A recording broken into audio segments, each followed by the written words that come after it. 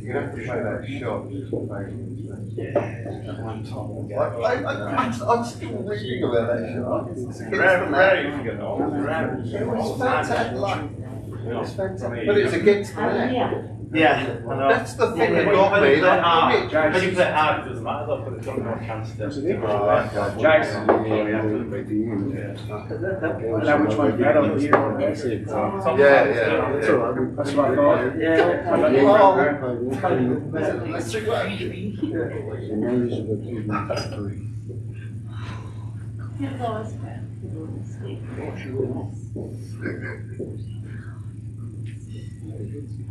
Oh, what? Can they not have his cue ready? I know, we're working with Amanda's here, Don. Oh, seriously, this is ridiculous. Come on, I'm sorry to take up your valuable time. I know.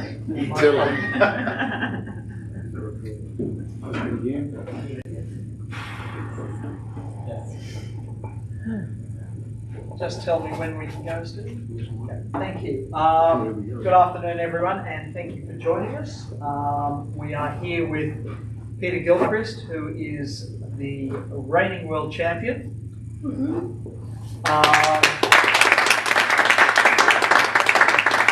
World number one. The reigning world champion, world number one, and world record break holder.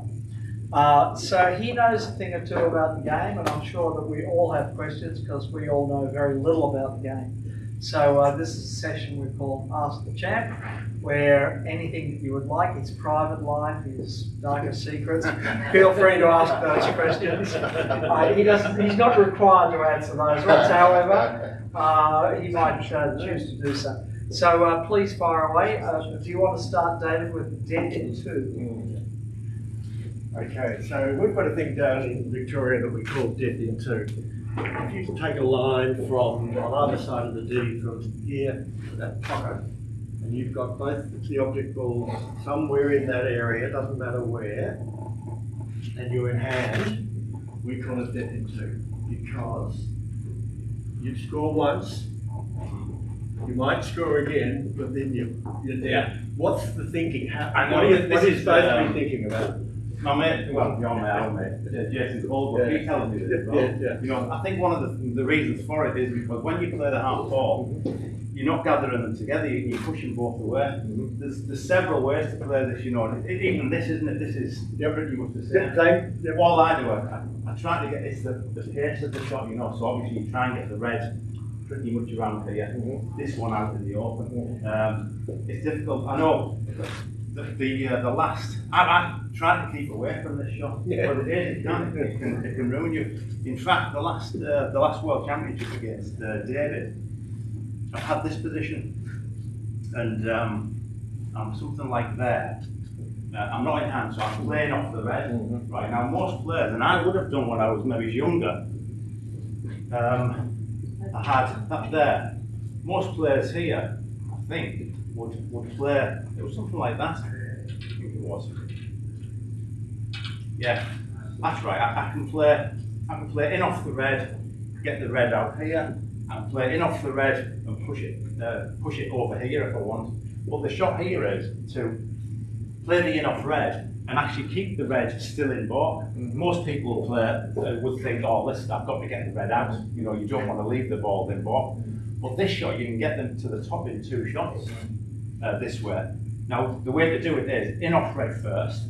So in off red and leaving the red in baulk still, right? So you know, not pushing it out, and then down to the top with the white ball. And if I want to pop red, you're ideal, yeah. So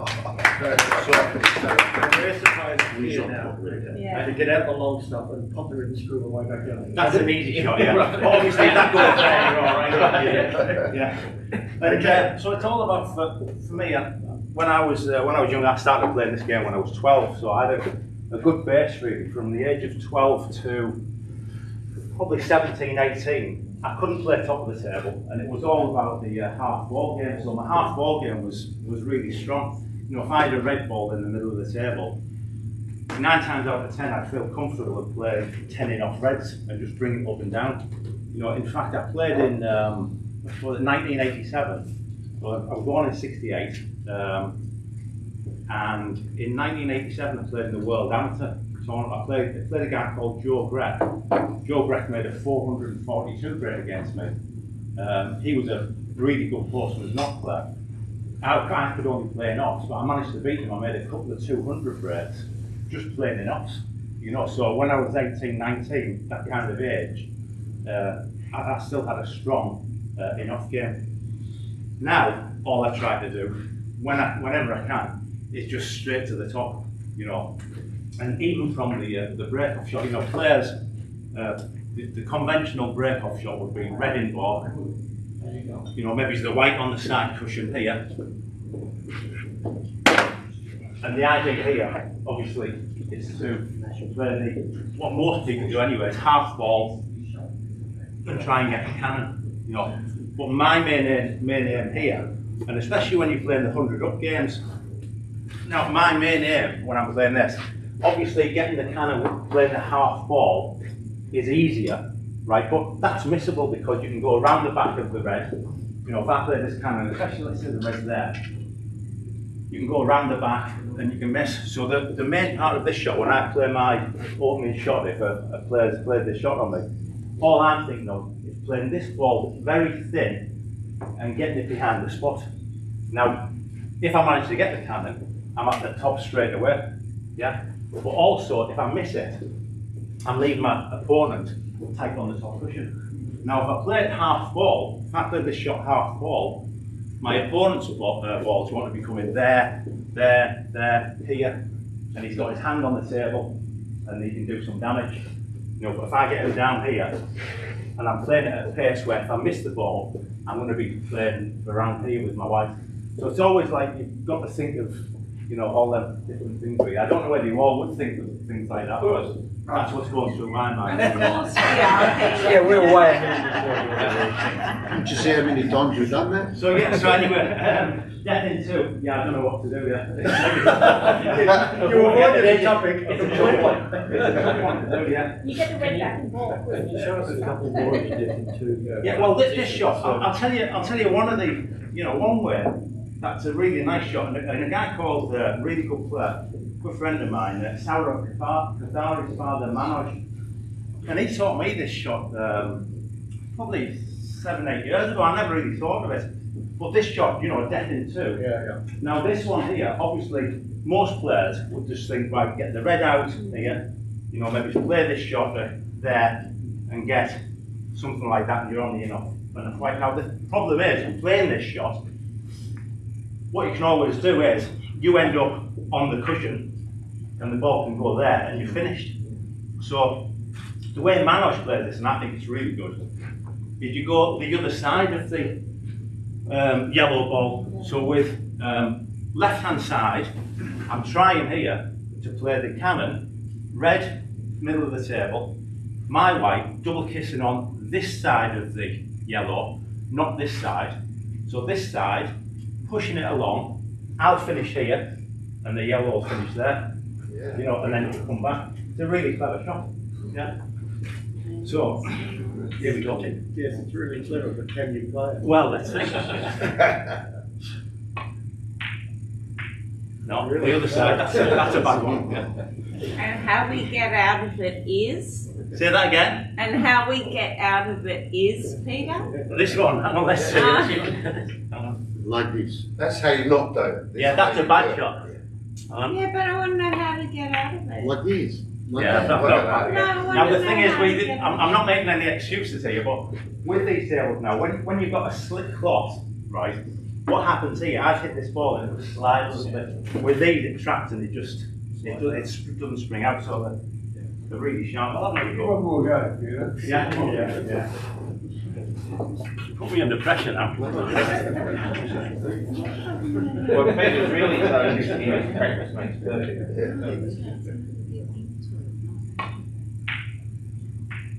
No. The other side. So That's how nice. do you That's a get nice out? result. You know, I've been lucky there. What do you Same mean? word, Peter, same word. How do you continue? Oh, after there, sorry. Yeah, Yeah. Well, obviously, That's well, what which is you- the thing. Okay. I would have been fine there, wouldn't I? I'd have gone in off the yellow, and then I'm gonna see. I think it's easier like this. Right. Yeah. This should be an easier shot, I think. Let's see.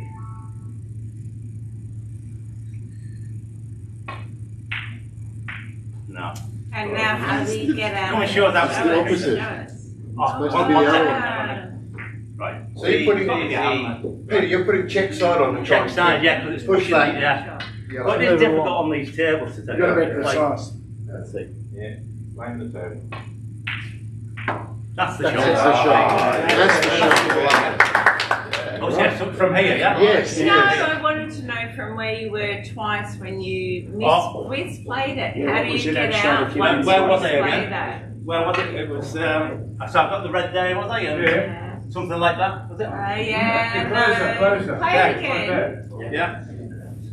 Well, that's ideal, isn't it? Because I'm just straight at the top. That's what No, you were well saying. that's, yeah. Was it something like that, yeah? All right, I have a second question. Yeah. Okay. When you and Pete were playing, you mentioned the centre of that table was a little bit skiddy, a little bit not playing as you expected. Why? I think I just screwed that shot up tight. No, it wasn't. No, because Pete, you also mentioned He was that being when you- kind to me. On you that were table, playing on there's the a middle problem. of that table. It was skidding across. It was doing something a little bit. Well, what Iffy. happened yesterday? What happened? I played Adwin yesterday, and after the game, he said that it was just one part of the table, and it was the middle part. And he said there's something with the slate. Now we get that on some tables, and then after the game, he rolled the white ball, and it's gone off maybe 2 balls. You know, Is it- on that set, or just on there. Everything. You know, one of the things about this club, I think, the tables are all fantastic and they're so straight. So when he actually mentioned that, I was thinking, no, it can't be. And it has got a bit of a problem, that one table. Yeah. And yeah. that's why Peter missed. Peter doesn't miss shots like No, that. I know, and never. And my question is, because I have a table of my own, is that the cloth stretched a little bit far? What's causing that? Causing That little bit problem. of a. Oh, not the slate. slate. The slate The could be off. slate. Yeah. Yeah. So So the slate was unlevel. Yeah, same problem we've got in most tables. You know, it's difficult, isn't it, to get them absolutely level. You know, 12 foot by 6 foot. Typically, your tables have 5 slates, Yeah, mine- and there's a join just outside the balk line. So when we played at Landywood, I played a slow shot Yeah. to leave it off the cushion. It went back into ball, and I fouled Yeah. because it hit the join in the slates. Yes, So- and my table has on this end joint, on the 5th one, has a slight fault. But I'm just was wondering what that fault around the middle was that both of you noticed. Unlevel. Just a bit even, yeah. Okay. The table that I practice on in the cricket club, I think there's only 2 or 3 in the world, and it's a one-piece slate, and it's 2 1/4 inch thick. They have to knock the wall down to get into the club where I play. Yeah. I think there's 2 or 3 There's in the 2 world. in the world. 2 in the I world, believe, yeah. So yeah, and I'm fortunate that's really, really straight and that's really nice to throw. Yeah. Can you ask more about this Deviant 2? Yeah. So specifically, if they're more like this, Yeah. right? So if something akin to that, Yeah. and you're in hand. Yeah, there's a few ways of playing this. You know, you can put the yellow down to the top and then go in off. You know, so this is a way you can play it also. Yellow over the top pocket, kick the red out, and then play it in off the yellow. So something like this.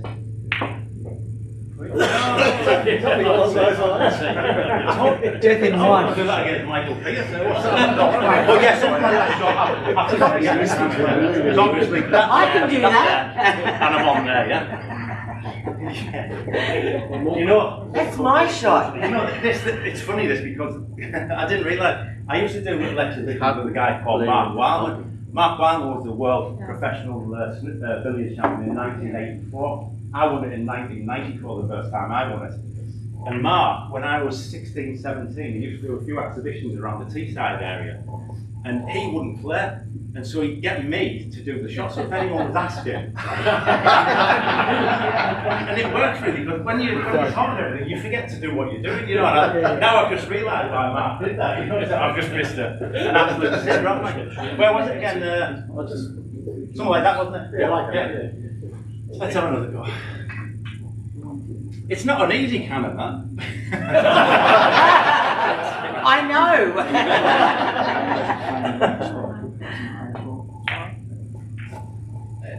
Yeah, something like that. That works, doesn't it? You know, you're not there now.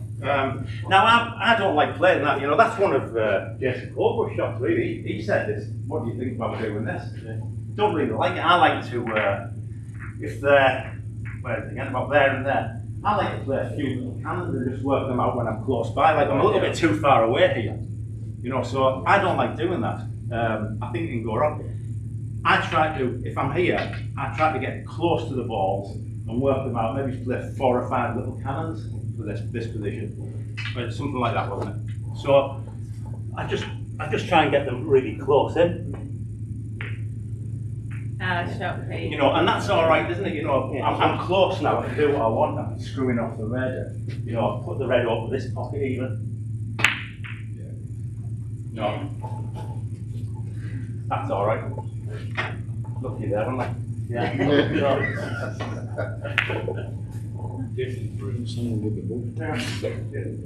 I'd get that little Ginny there, no problem.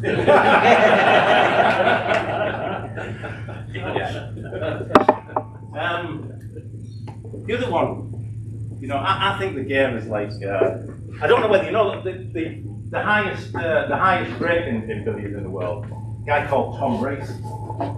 Now you maybe know that, some of you won't, so I'll explain it. So 429,000.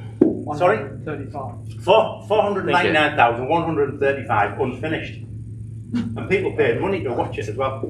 Now a lot of people think that he had them in the position like that, you know, where you can just go along and they're trapped. But he actually had them like in this position. And the balls were a little bit heavier there in them days. And the balls got stuck. And it was this kind of position. Let's see. So Tom Race had them here, and it's kind of a bit. So he had them something like that. Now the red's just moving slightly, and it's gone. So that's what he did. Now I was looking. He made this break. What do you think his highest break was without making these cannons? Does anyone know? 183. 916. So it's a bit of a step up, isn't it? So his best break. So he's obviously an accomplished player to make a 916 break. But from 916 to 499,135, it's like, so David will tell you why he made that break. Well, they knew that they were going to be changing the rules because somebody had previously made a 42,000, and there was just a race to make these ridiculously large breaks. And the control council was clearly going to do something about it. So in the couple of months it took them just closed out that loophole, if you like. They sort of rushed in to sort of have these matches where they could make these giant. So he put the hall for 2 weeks, and he sat in the chair for 2 weeks. And the referee counted for, can you imagine who's the referee here? 499,135. Piece of cake. Piece of cake, yeah. They allowed him to have a chair, they said. I was. I think he needed a wheelchair. I've said to Peter earlier that I think billiards is making like a bit of a resurgence now. You know, I think a lot of people have watched enough of the snooker now. It's on all the time, isn't it? The pool is, and like Landywood in the last World Championship. You know, quite a lot of people watched it on live stream there on YouTube. And because we made the game look so difficult, it was difficult. I think people now think, oh, you know, we can have a go at this. You know, hopefully that's what we'll do. Fireworks. Italian fiesta, not fiesta. Yeah, what's the matter? What's the matter? It's all look good. It's all good. So my daughter, one of her jokes, what comes before thunder? I don't know. Lightning. Saturday. Anybody other ones yet? Yeah, I had one earlier today, which I was scared at. I still couldn't figure it out. It was just That was just off the cushion. And I was here, and I stared at it. And I know there are some alternatives, but I didn't know what was the best alternative. Were you the yellow or the I was the white. That's right, I won the string, didn't I? You won the string. No, it wasn't against you, it was against Bitcoin yesterday. Right. But I looked at it for far Yeah, too long it's tough, and got myself confused. What Yeah. would you play there, why, and why? Depending on who I'm playing, if I'm playing a really good player, Say you're playing me. It's a 10. I wouldn't Anything you want. I wouldn't want to leave. I wouldn't want to move my opponent's white. You know, obviously there's a cannon on, isn't there? There's a cannon thing of 2 cushions. Yeah. But then I'm bringing him out in the open. I wouldn't want to do that. You know, if I miss, then at least he's trapped on the cushion, isn't he? So there's an in-off red on there. So that's what I do. Right. Yeah, like a. So as a forcer with check side? Yeah, just with top. You know, load the top, really firm. Yeah, Yep. so I've overhit it there, you know, so it's on. And I'm all right with that, aren't I? Yeah. No, I've left the in-off white. I've left an in-off white in there, haven't I? Straight to the top and then a hot red. So I've yeah. So don't ask me what to do in that position. Let's see if that works, let's see. So if I was at the table there, and my opponent, I've just played that, and then it's... Yeah. Yeah, so I wouldn't have that wasn't good, was it? Yeah. Why? You got top of the table. Yeah. Yeah, but I was the other player. I missed that bit. Don't get it confused, hang on. And I'll show you a couple of one of my favourite billiards player was a guy called Norman Dagley. And Norman he had the silkiest smooth cue action, and this is one of Norman's shots. So this one here, you play this shot as a cannon, and you play it with check side, so left hand side. And what happens is it double kisses off the white ball, and then when it hits this cushion, it turns into running side. So the left hand side, when it goes on there, it turns into running side. So then off here, there, and round to the cannon. And this was one of my favourite players, Norman Dagley. He showed me this shot. You only get one chance at this. All right. Piss off. Give him a couple. I knew he worked well under pressure. Cannon, you're okay, but then you just play. Oh, it's missed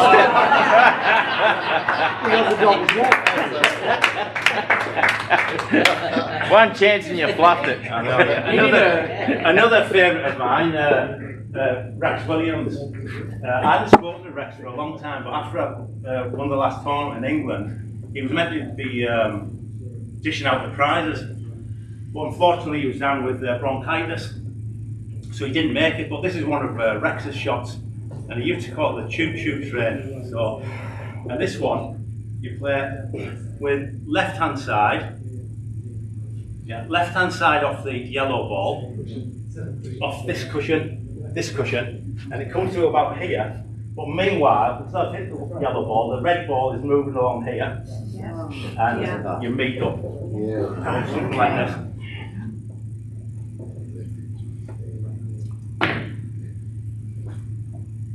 I tried to miss that because I tried to miss it because Rex never ever used to miss that. So, this shows how it is a difficult shot. I think a little bit too thick on the yellow, on the white ball. I think that's a bit better. Yeah. Can you show us masse technique, and when would you play a masse?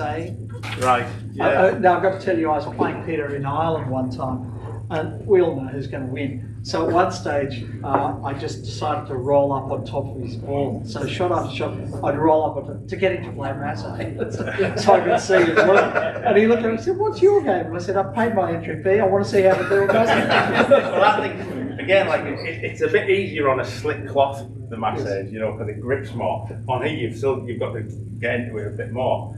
I think I'm not that good at the massage really, but I think Martin Goodwill is probably the best. And Martin carries a 3-foot cue, with a rubber tip on it, and he gets them in this position, you know, and that's a gimme for Martin. You know, A rubber tip on which end? eh? A rubber tip on which end?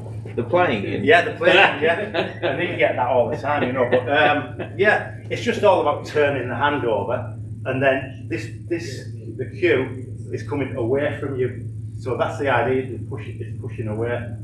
The PK shot is different. PK shot, like so, for the Massey, I'd hold my hand something like that, and then get up and then turn it around. If I'm playing the PK shot, it's more like a pencil grip. You might explain. Not everybody here knows what a PK is. Okay, so the PK is, let's say you're very close to the red ball there. You can't screw back, right, conventionally. So you go up, and it's still a screw back, but you're going down on the red ball and bringing it back. Now, I'm not hard enough, but, and I miscue that a little bit. Something like this. Yeah. He doesn't want to put all in It's the expensive, Joe. This is expensive, John. Yeah. So make it a little bit. Yeah, I didn't really get it. So something like that there.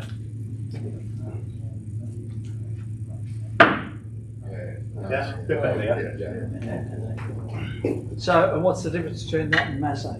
The Massey, yeah. I just cue the. I mean in terms of what the shot is. Right. Explain. Massey turns the ball. Yeah, Massey turns the ball. Yeah. I could have said that. You did. You did. So the Massey, yeah. So it's turning the ball. So I'm pushing away like this.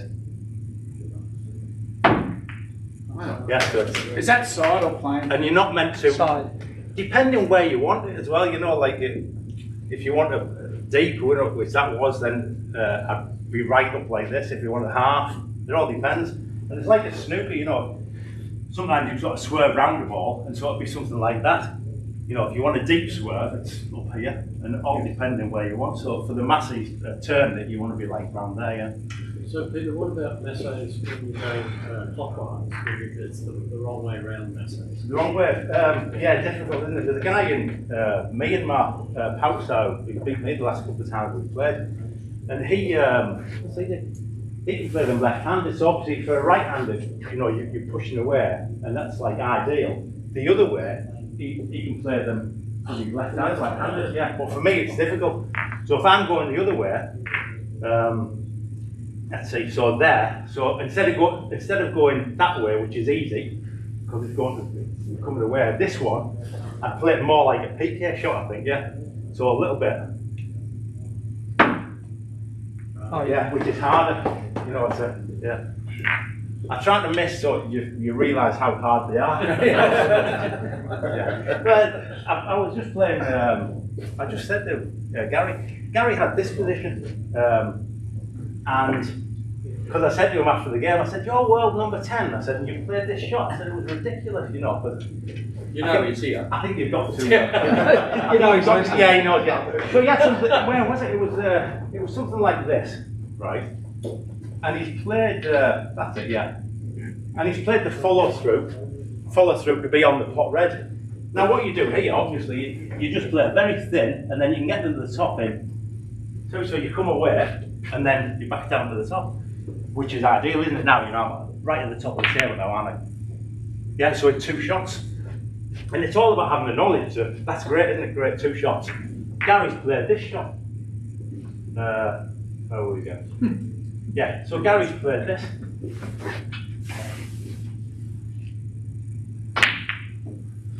Well, Gary, you're a fucker. So where is it? Gary, come on, show them you played this shot. Yeah. So, and he's just having the knowledge to play. You know, so when he goes out in Peterborough and tells everyone that he's number 10 in the world, and then he plays shots like this.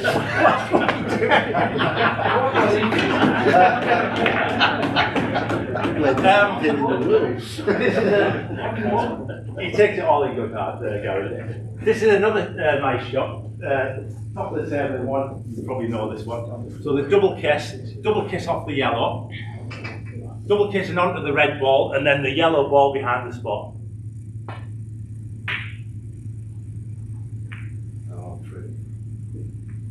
Oh yeah.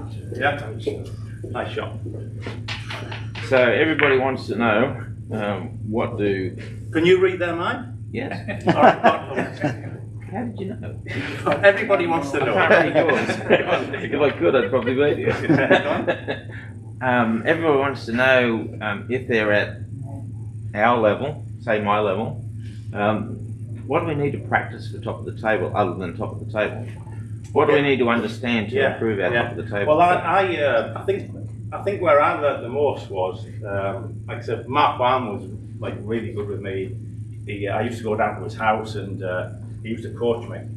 And the way he used to do it with me was he'd play one shot and I'd play the next shot. So we'd be at the top. You know, I'd play the cannon, he'd play the pot red, and there'd be positions where I'd say to him, why have you done that? Why have you left me there? And they'd say, oh, because of this. And I'd go, all right, you know. And that's a good way. So Scotch, and I know we've spoken about this before. You know, I think a really good tournament that we should do, maybe for next year, Scotch doubles. Yeah, because Scotch doubles, you can maybe have the best players. Say if you've got 16 players, the top 8 players in one hat, the other 8 players, and somebody can be drawn with me, and then you can talk as well. So he's a dead man. You know. He's a dead man. It's the same as standing bowling, because I used to do standing bowling. So if you don't get the strike, your partner will have to go and do your spare. That's it. All right. Scotch. Oh, okay, yeah. Yeah. Well, Scotch, yeah, That's the same manner. Right, yeah. And I really enjoy Scotch. That's probably I practice that more than anything really in the cricket club. You know, snooker.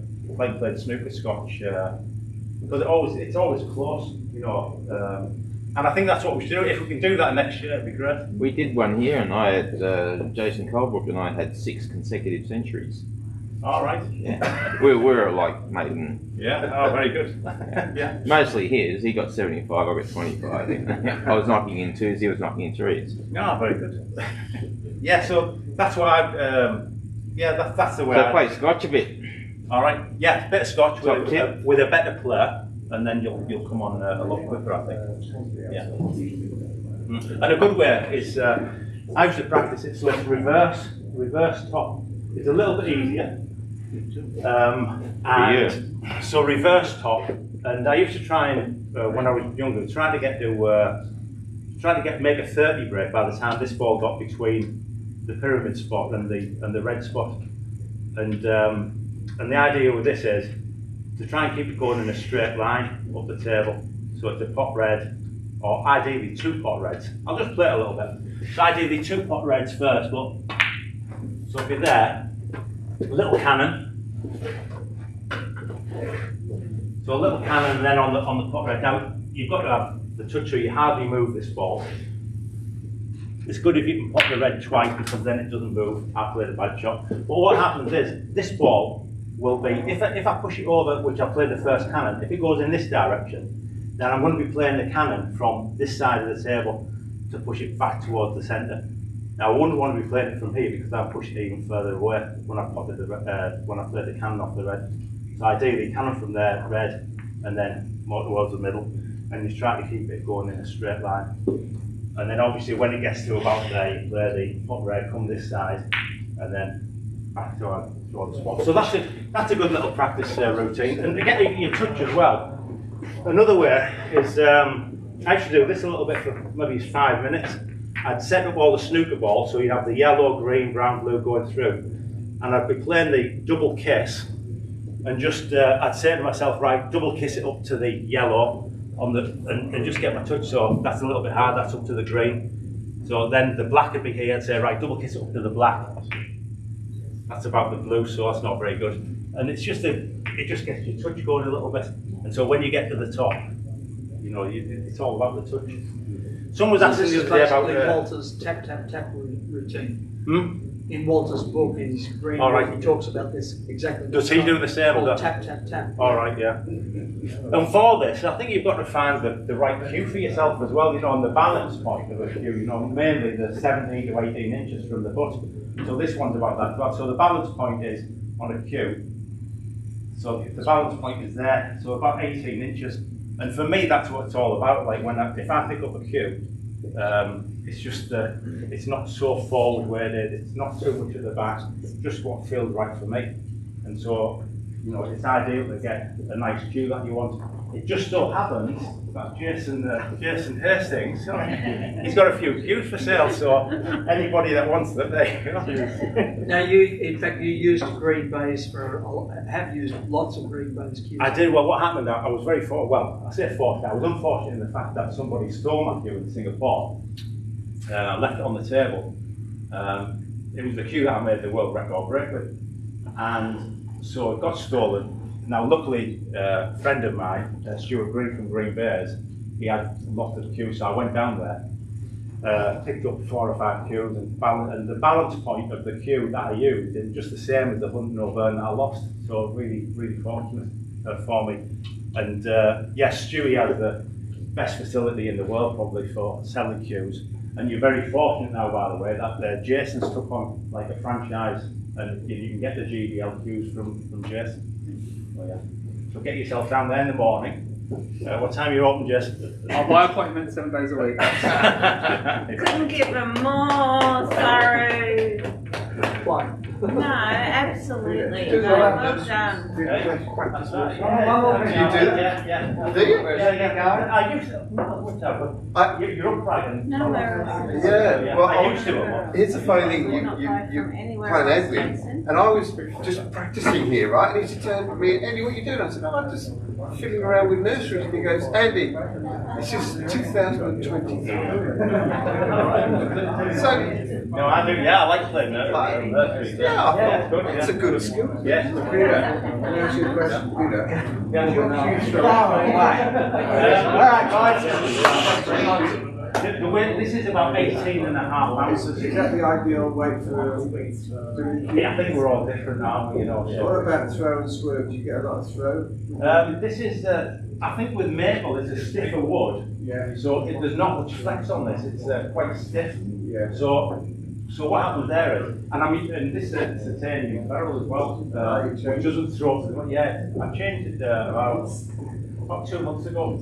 Looking better. And yeah, it's very, very similar to my old cue, so there wasn't that much adjustment for me to do. Yeah. But yeah, the throw. So what Roger's talking about there, you know, if you play if I was to play right hand side on this ball, it throws to the left a lot. If you've got a flexible cue, right, if you put right hand side on, it doesn't throw to the left as much.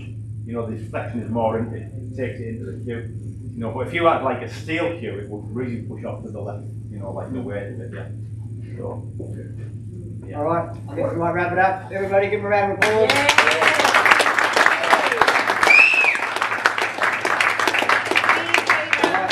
Thank you very much, Peter. Do you want a 1 minute break before we get going? No, I'm fine. Yeah, all good, yeah. I reckon he's had enough practice. Is that enough? Yeah, Michael just said he doesn't want to play on that table. Is everybody? He's just warmed up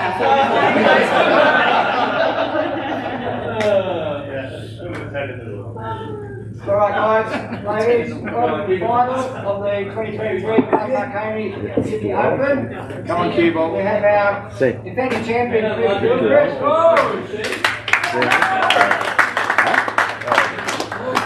Playing our #1 Australian seed. Defending runner-up. Defending runner-up.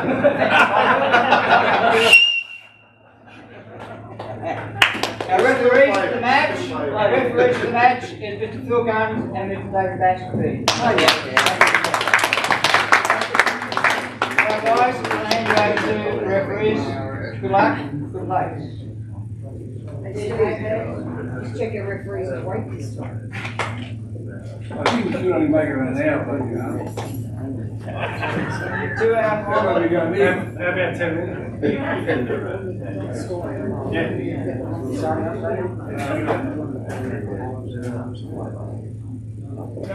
think they should play backwards. First to 0 from 1,000. Yeah, but that way we get out of it.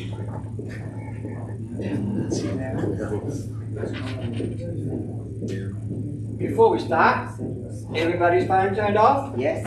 Mine's extra loud, Yes, Mr. Cowie. just so we can hear it. You'll shout. All right. How many? Make sure your phone's turned off. That's right, everybody's got to shout the room if their phone goes off. That's Make right. sure your phone is How many heads? Count the heads. Nothing worse than going down on the shot with phone go off. That's a lot of money. I was having lots of weed on that I walked into a club once and I had a hat on.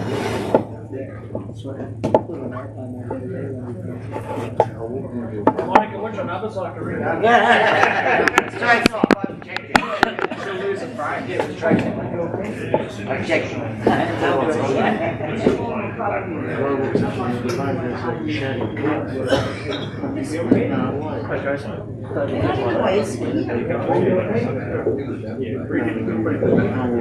Most of you people just come in and put your phone turned off. And spend a walk around.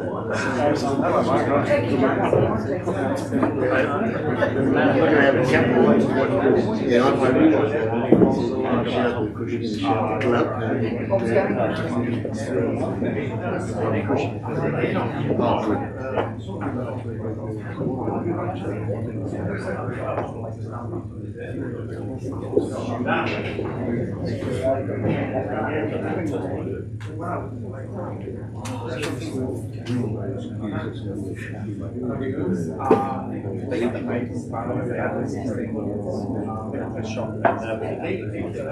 Come on, Michael.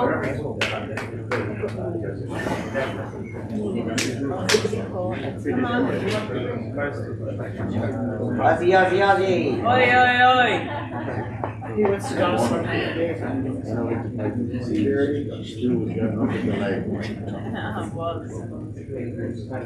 Come on, Michael.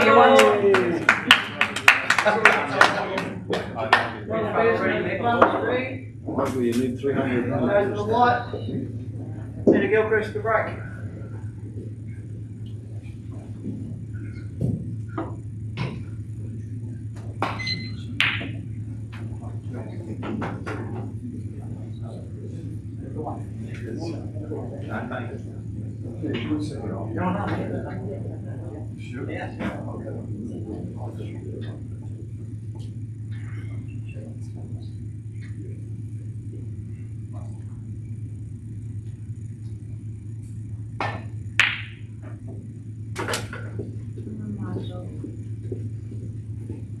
Is that the bell? Yes.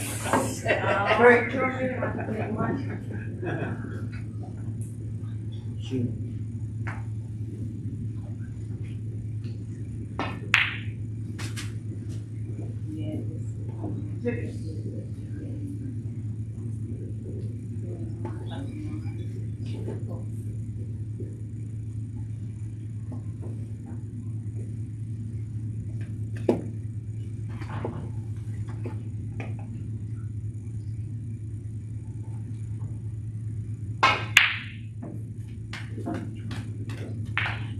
Come on, Michael.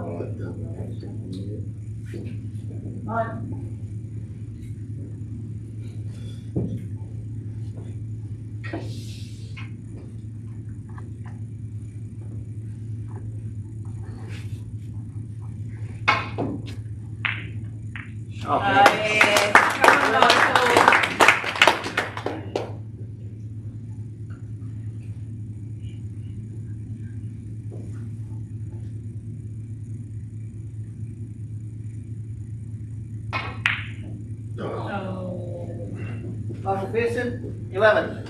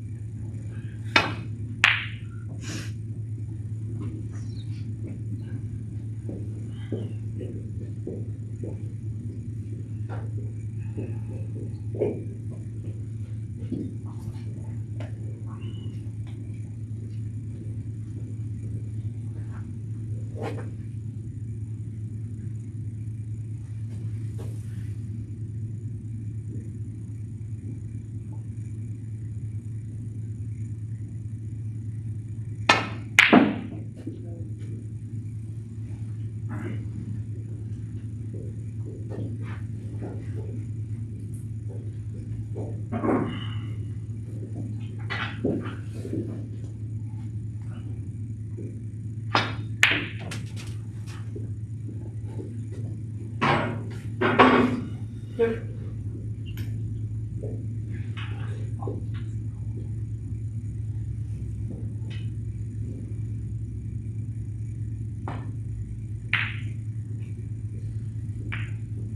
Well,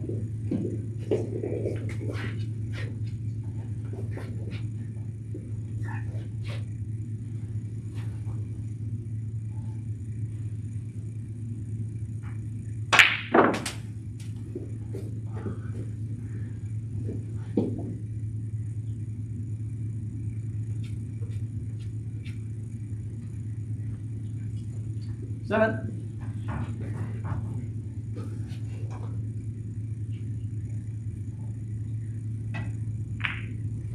9.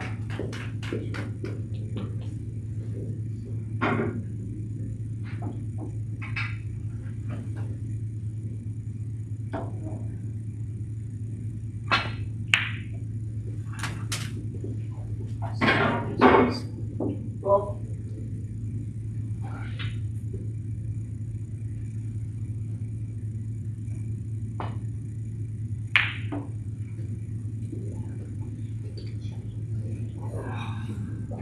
'Peter Gilchrist, 12.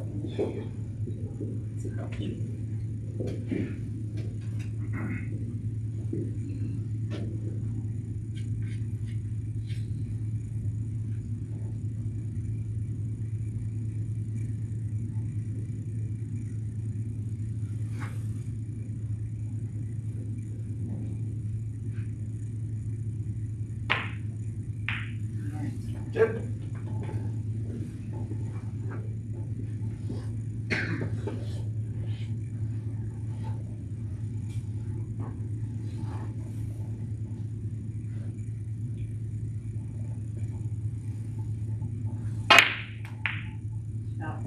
Oh, shot.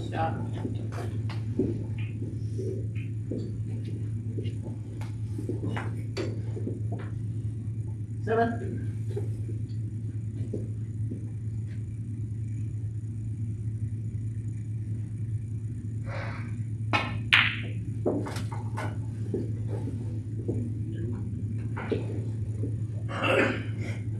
10.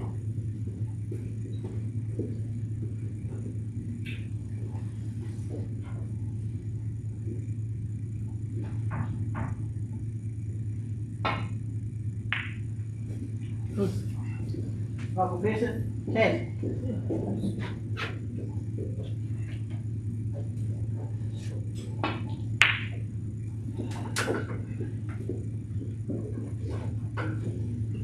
Break.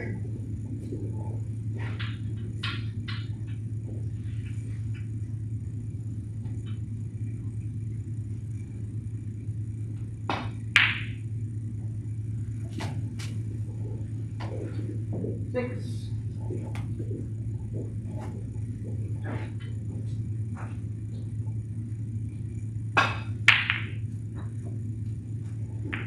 8.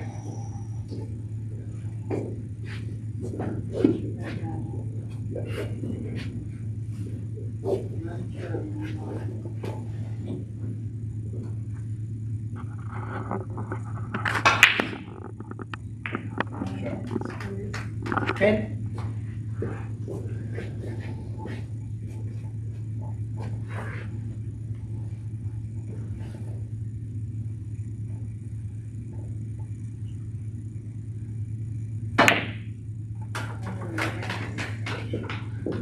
13.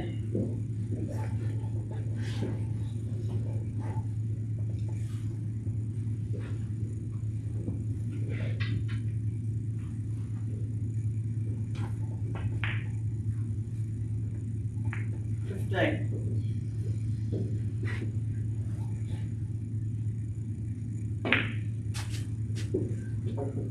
18. 20.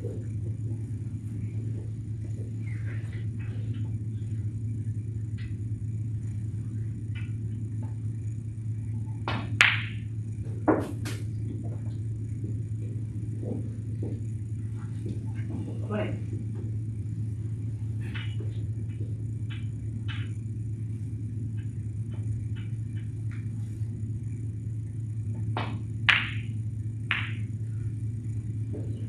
22.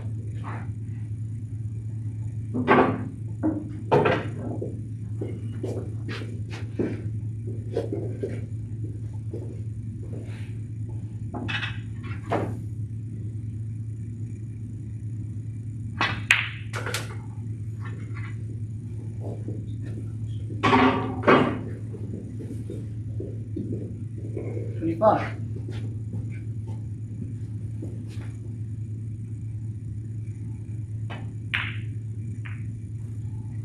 27.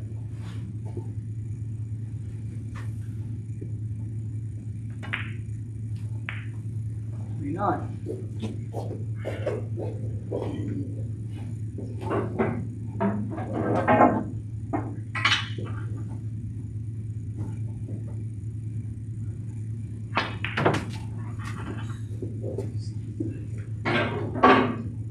31.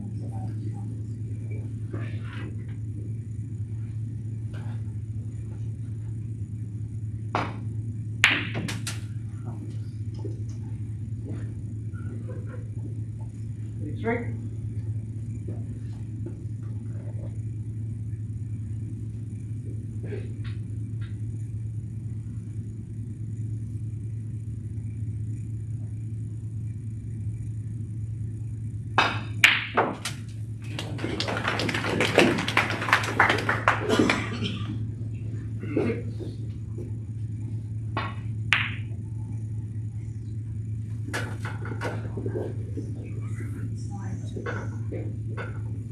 39.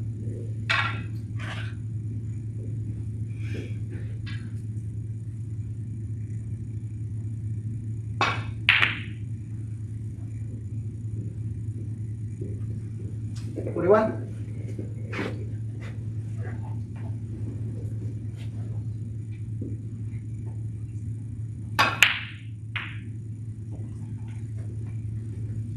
23.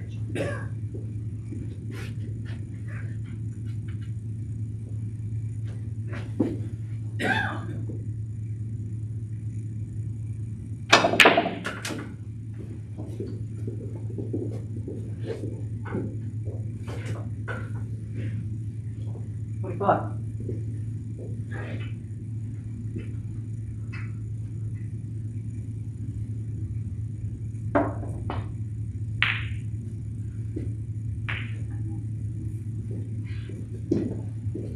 7.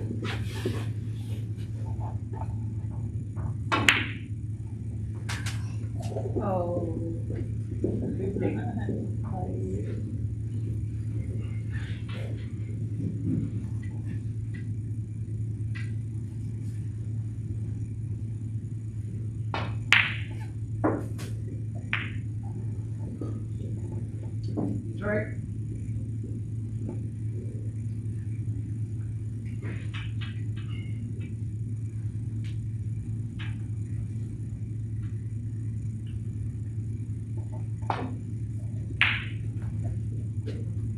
4. Peter Gilchrist, 53.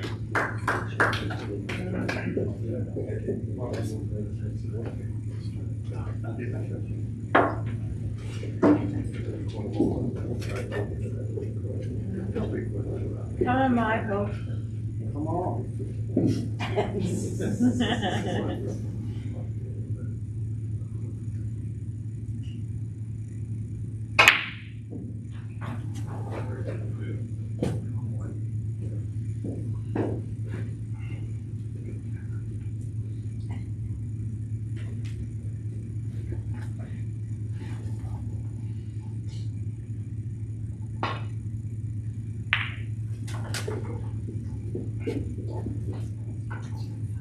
2.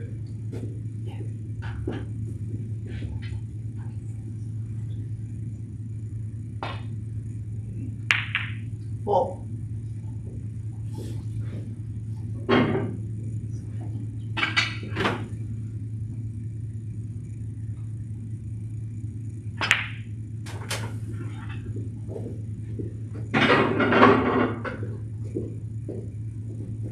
7.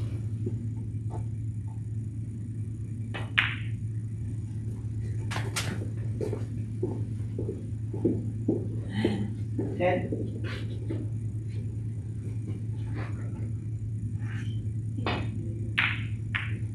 12.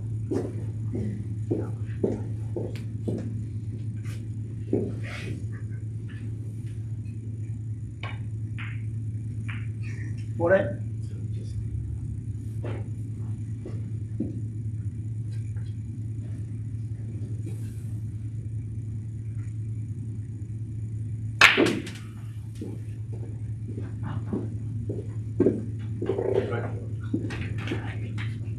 17.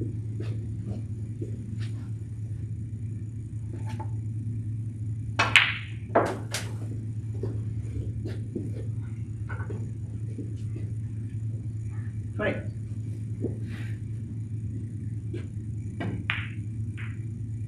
22. 4.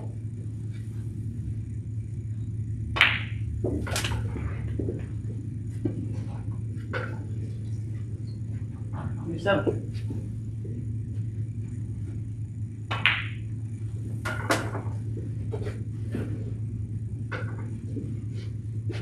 30. 2.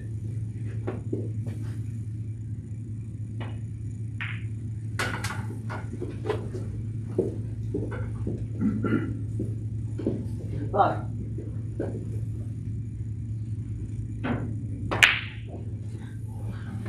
Peter Gilchrist, 35. Come on, Michael.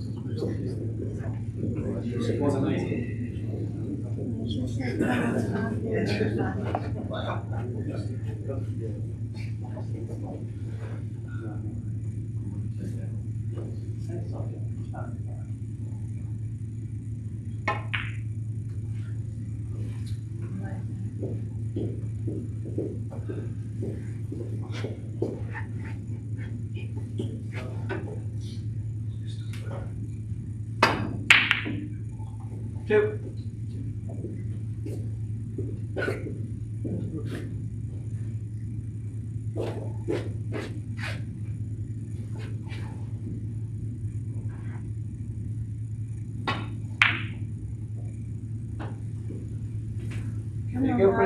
2.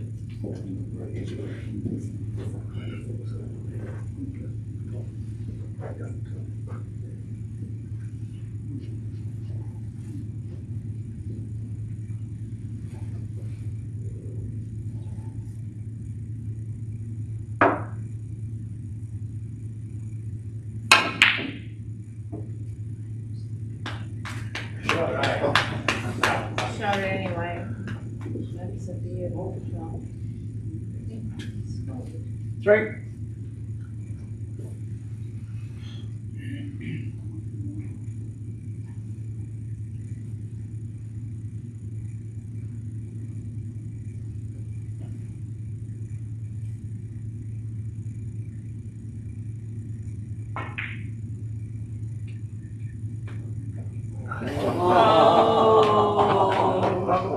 3. Wasn't it you before?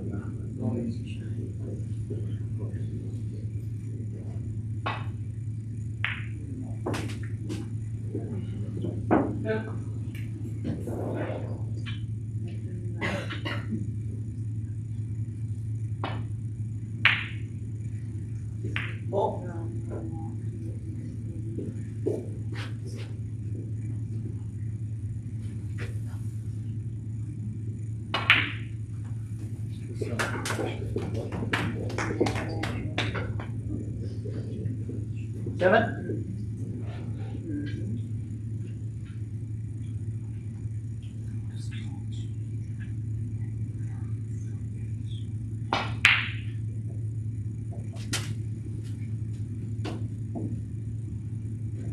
10.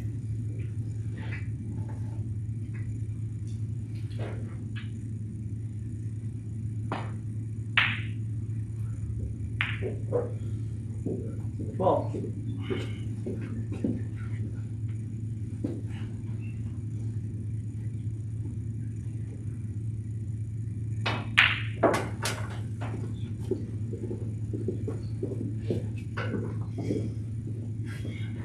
15.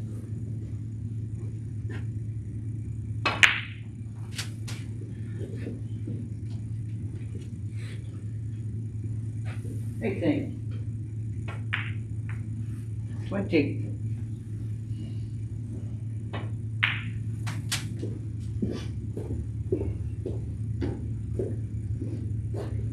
3.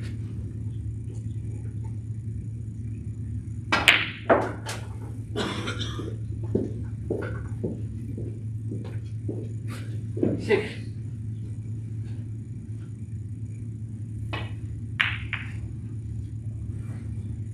28.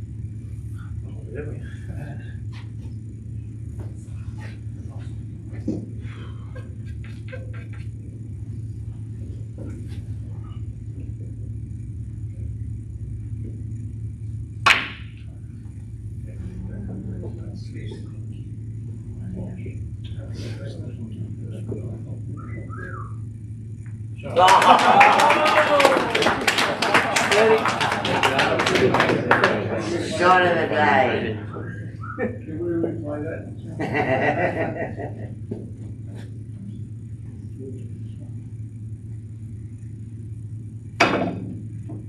Oh,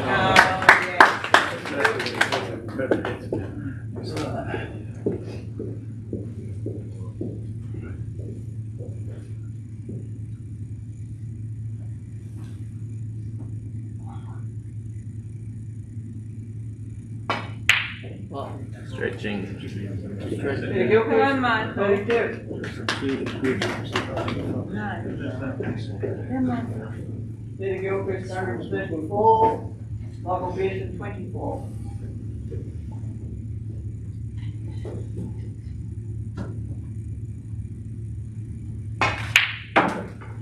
That's it. Come on, Michael.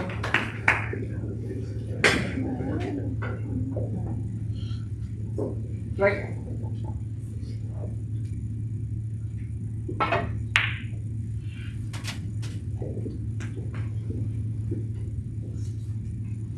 6.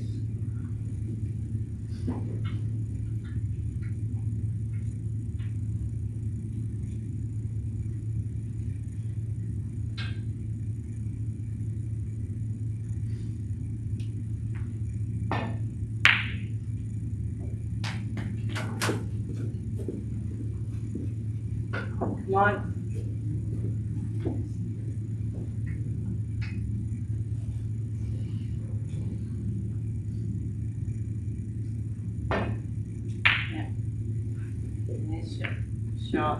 11.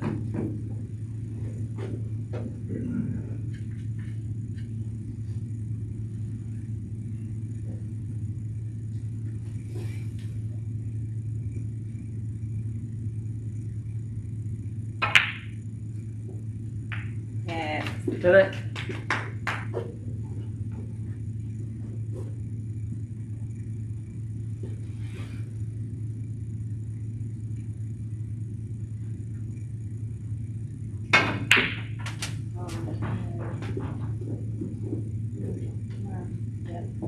Good day.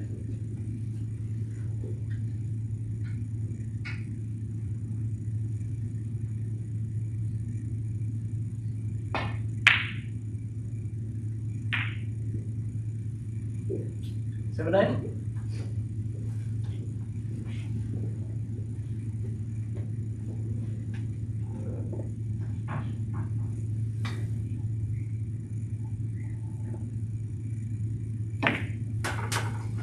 20.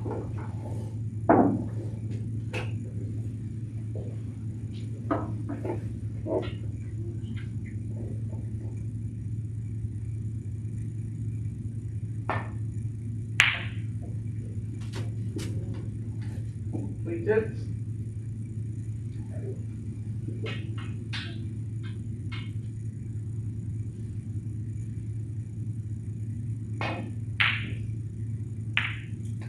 Before. Yeah, sure.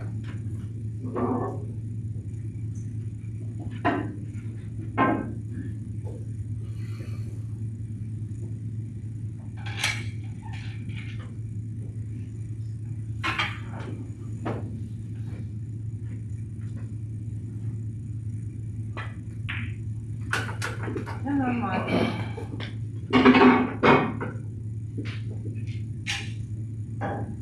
27.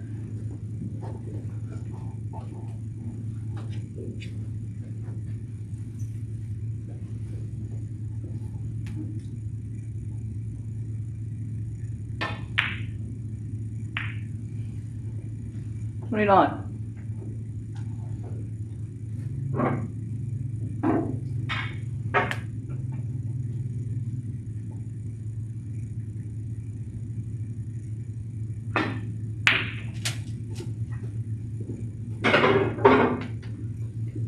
$32.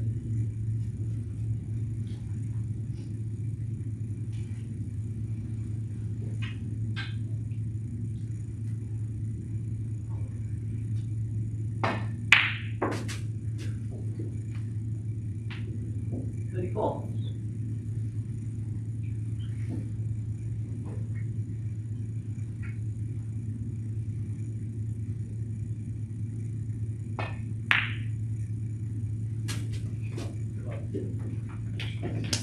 $6.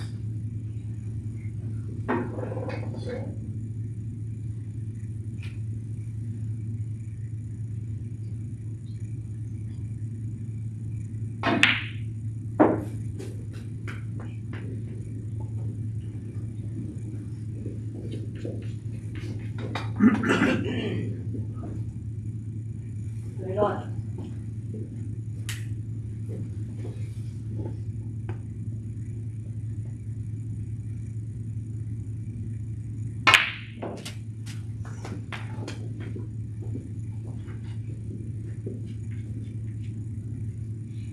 $42.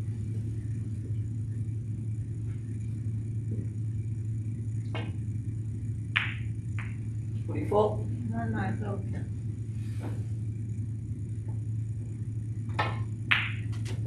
See it.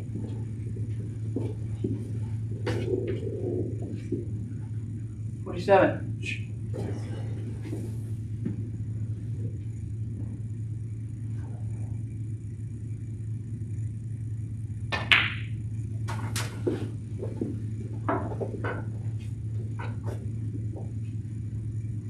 $50.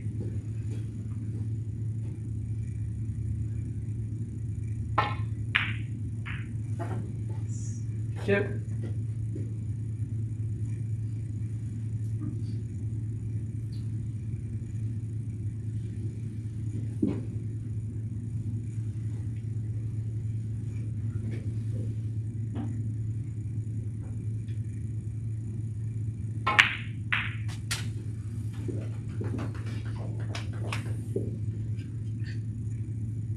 $5.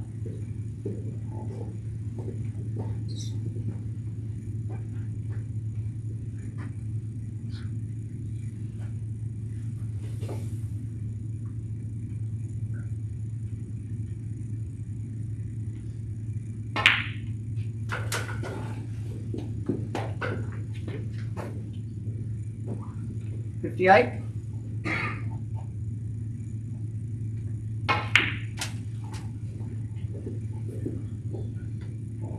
$60.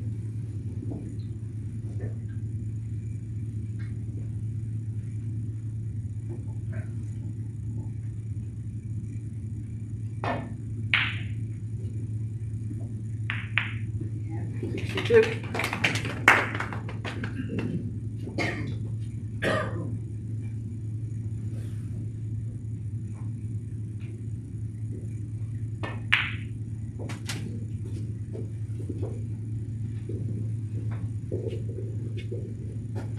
$5.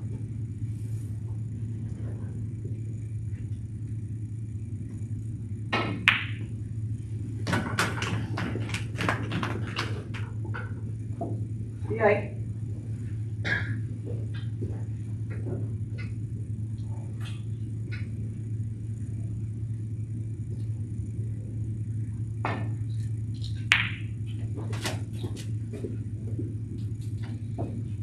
70.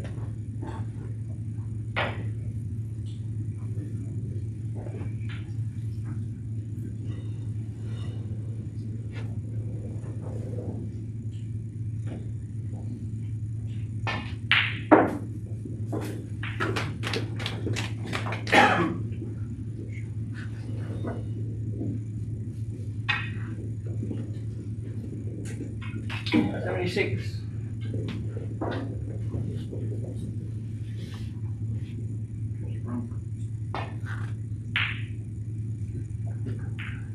$78.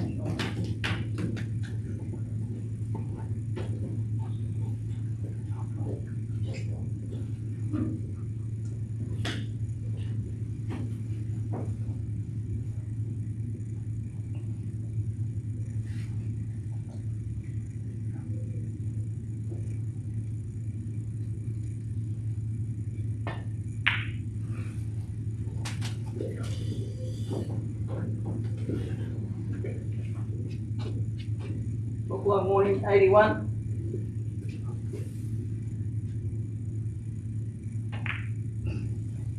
$83.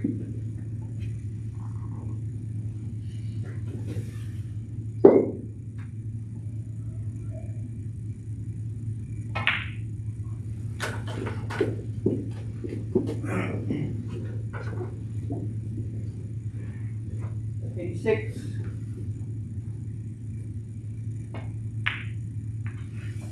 $88.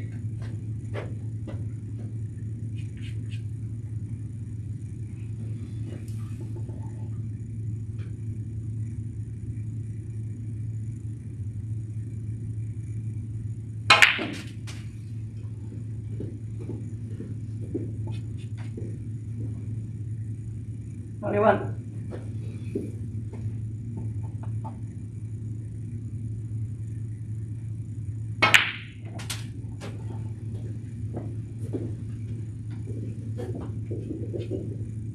$94.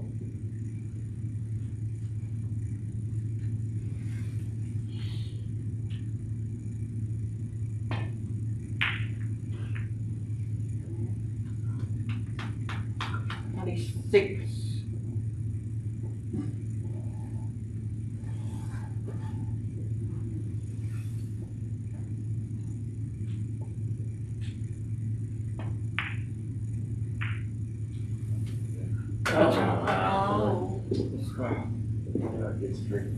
Oh.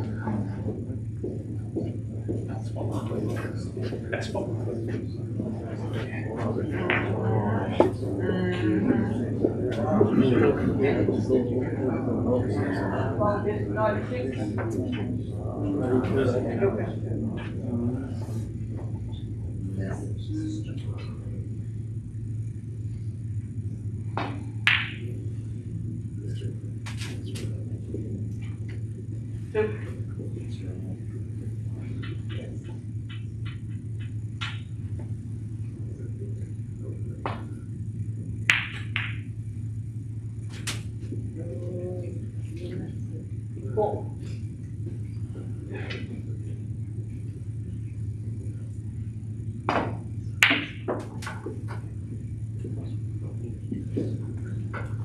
Seven.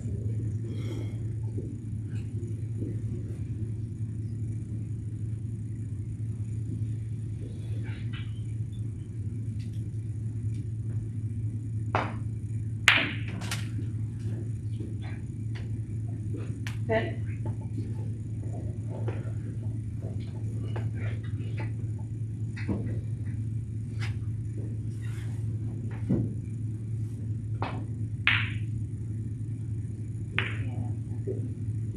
Twelve.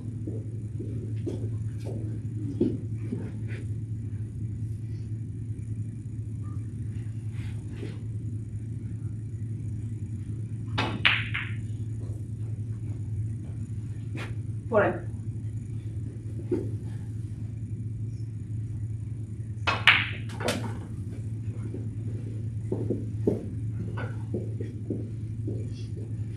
$17.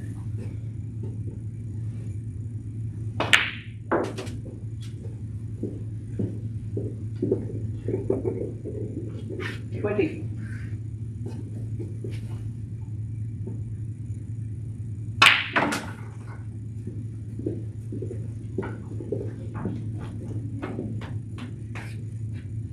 Three.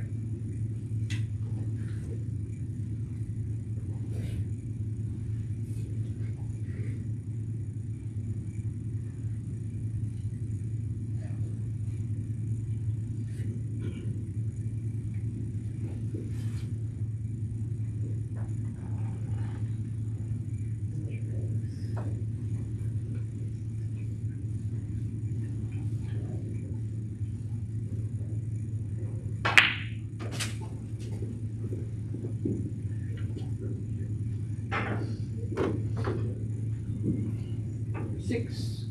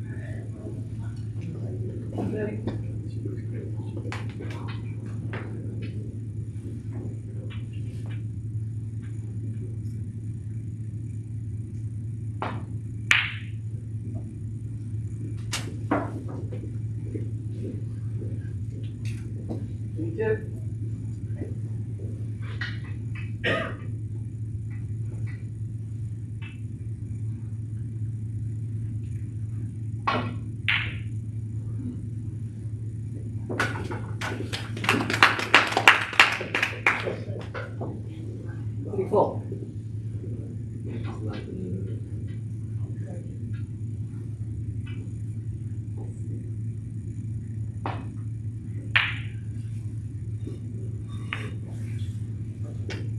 Six.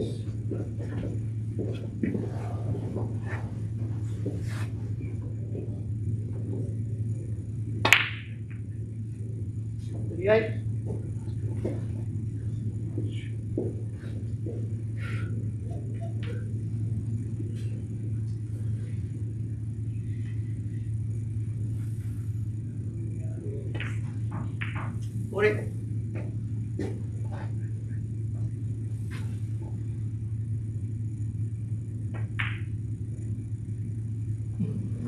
Oh, Peter Gilchrist. come on, Michael. 40.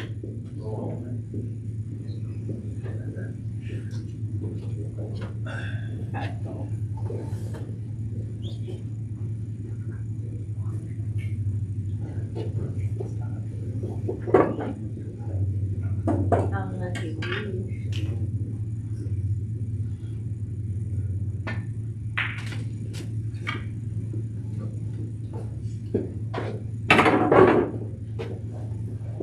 Three.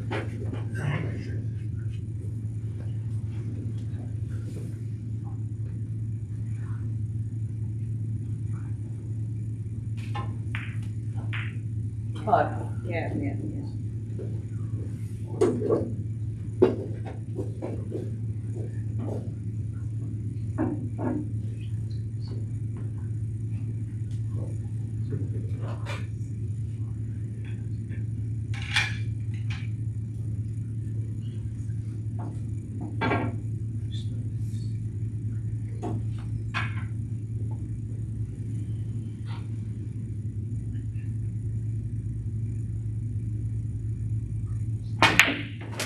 That's it.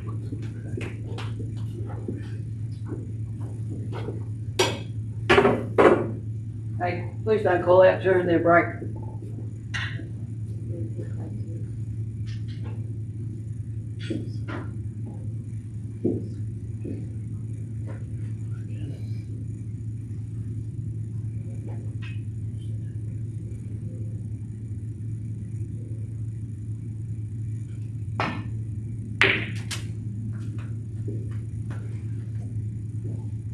Well,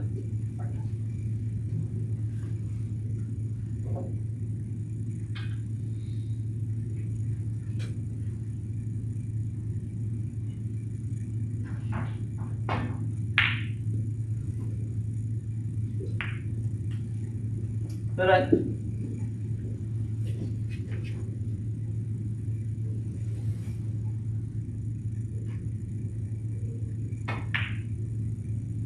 Yeah. 15.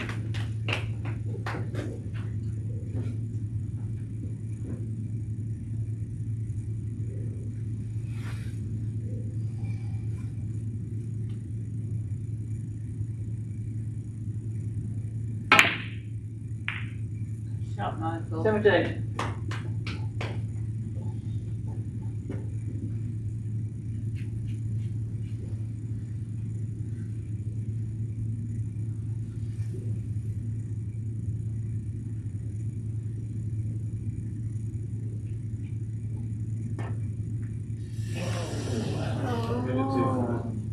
Michael Pearson, 17.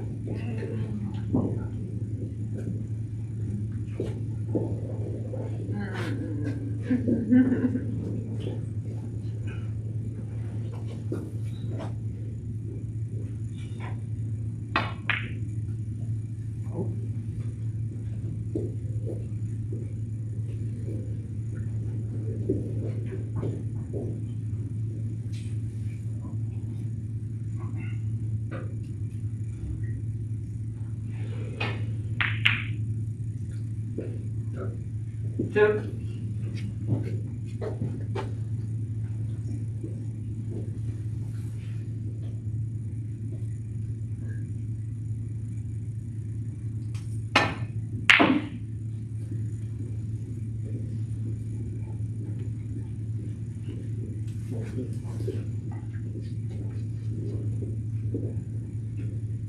Five.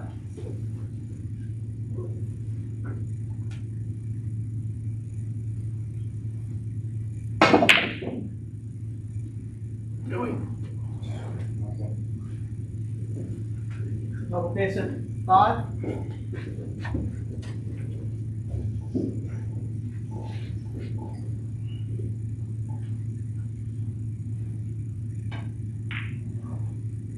Two.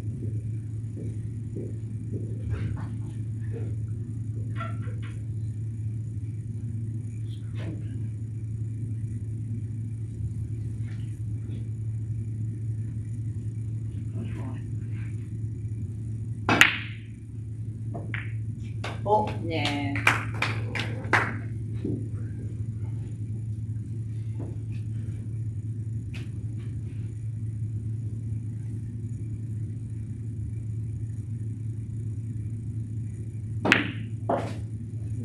Six.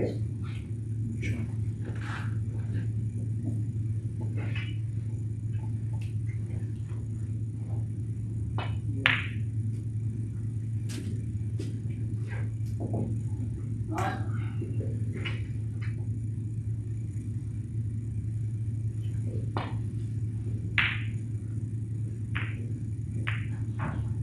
11.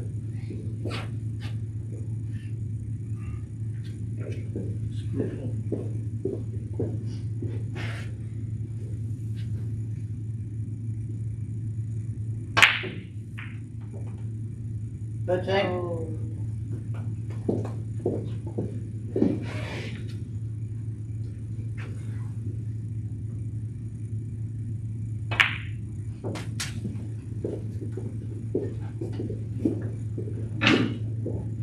Sixteen.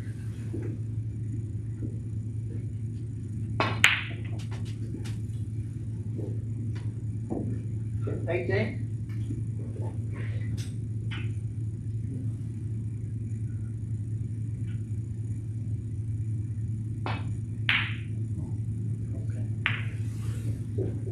20.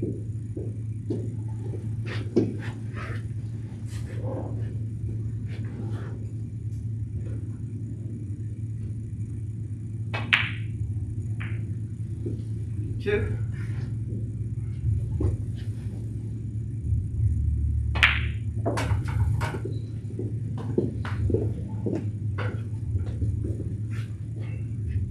5.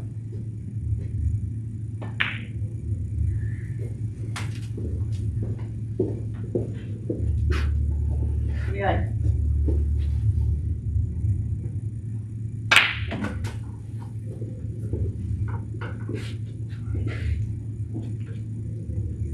Anyone?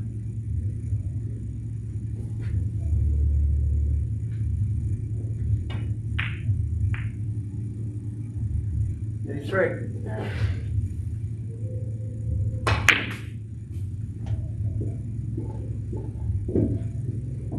36.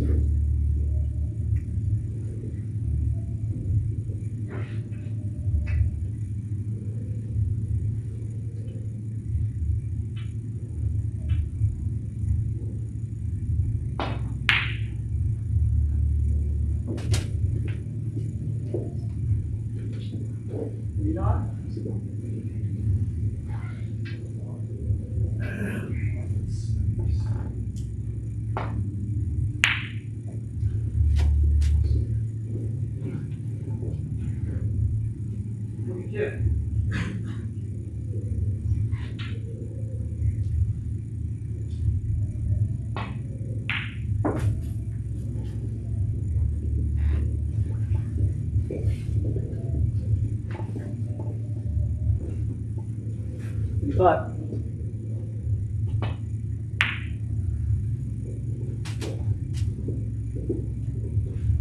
okay.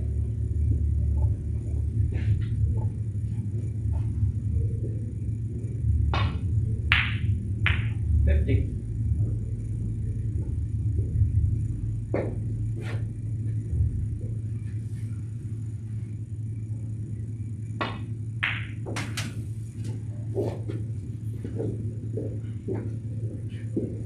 Three.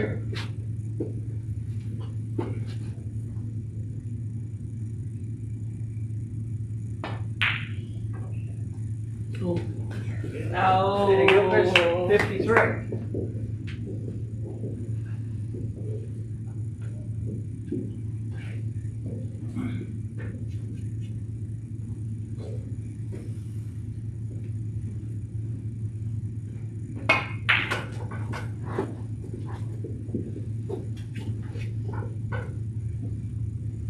Three.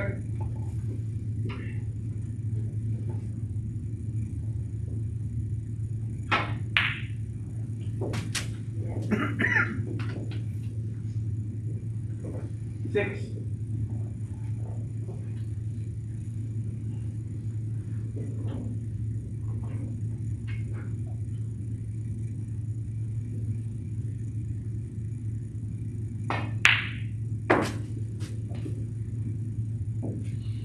Nine.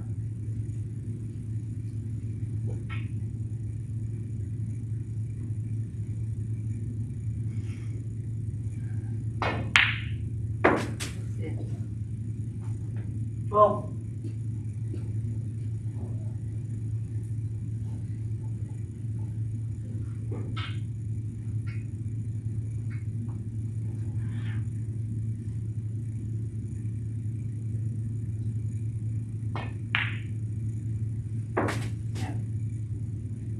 okay.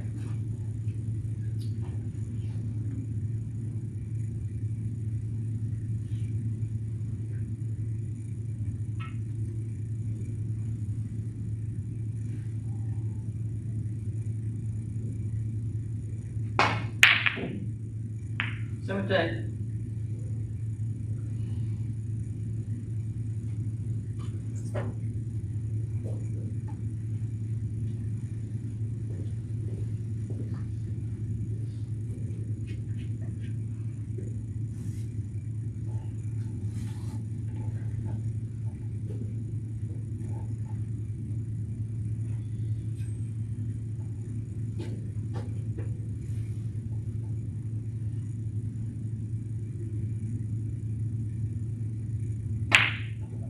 Oh. Michael Pearson, 17.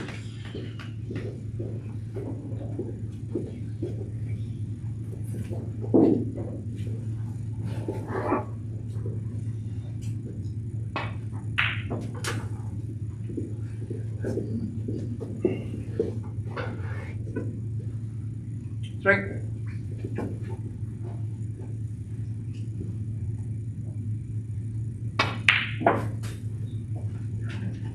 Five.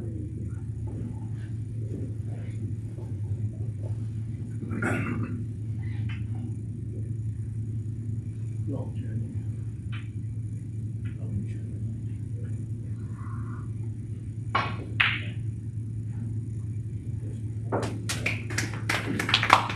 Seven.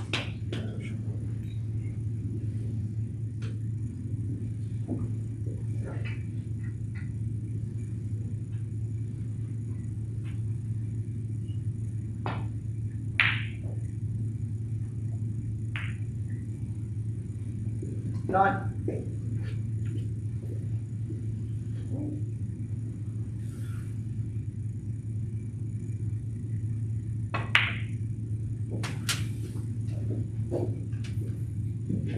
Eleven.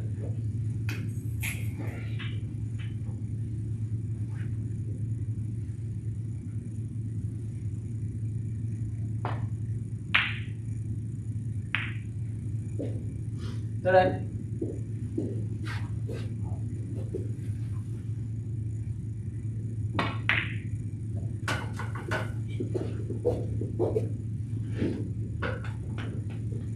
16.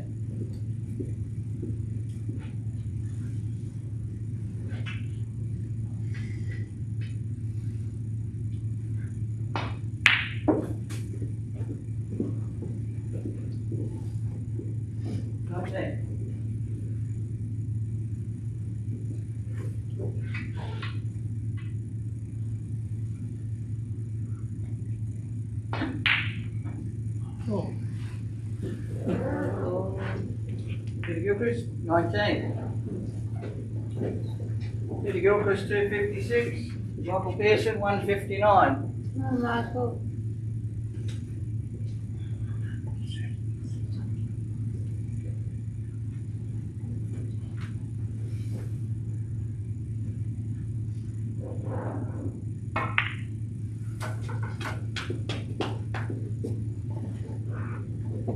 Three.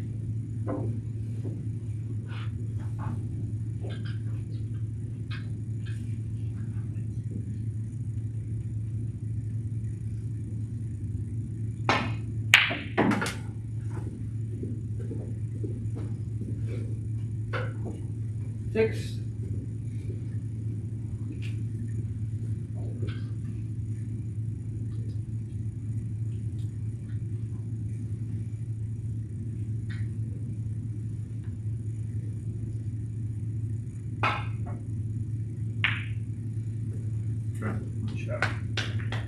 Eight.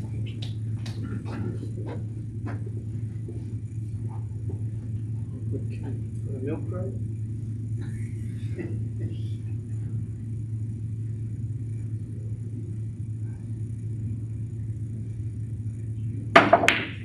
Yes. Come on, Michael. 11.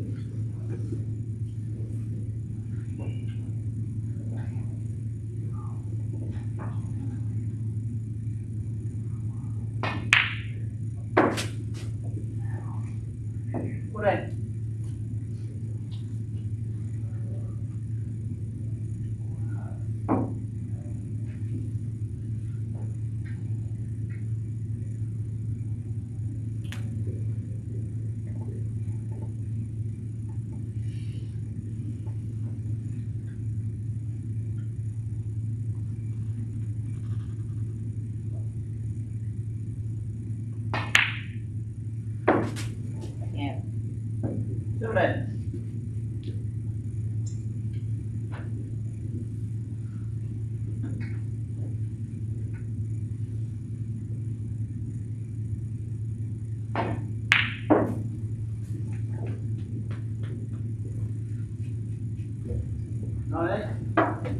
17.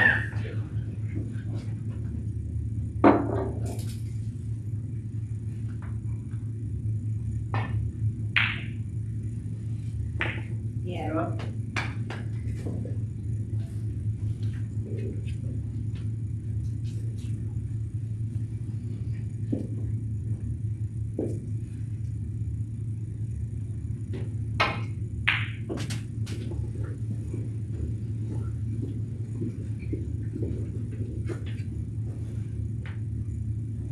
Before.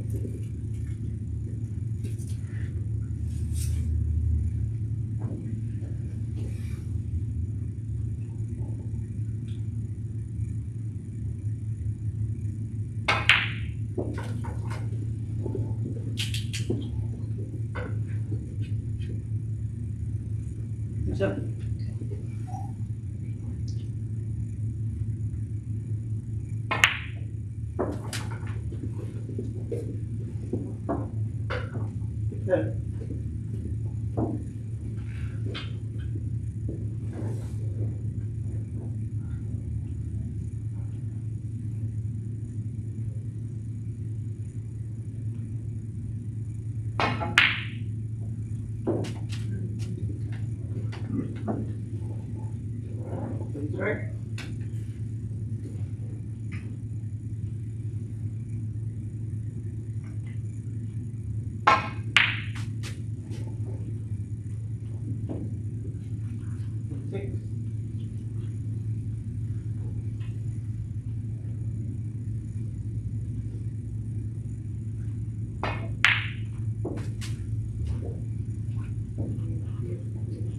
You know.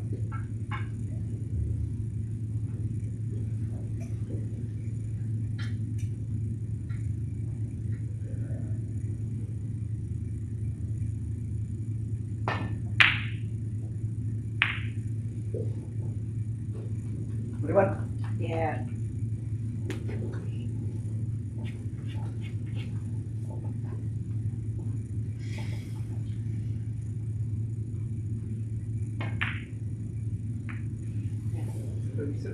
43.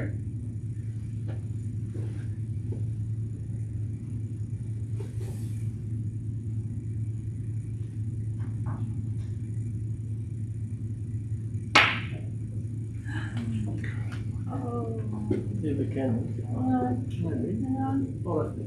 Yes. Oh, Pearson, 43.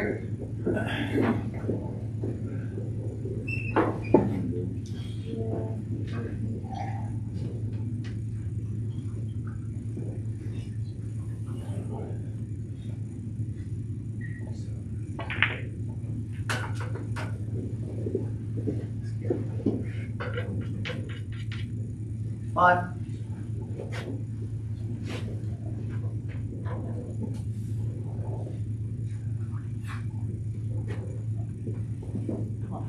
Right on the spot, please. Just stop.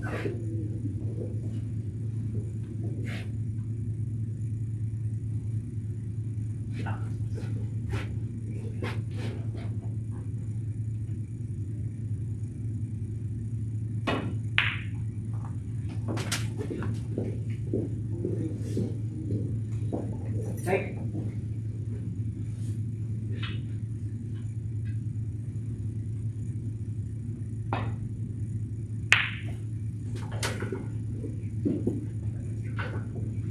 Ten.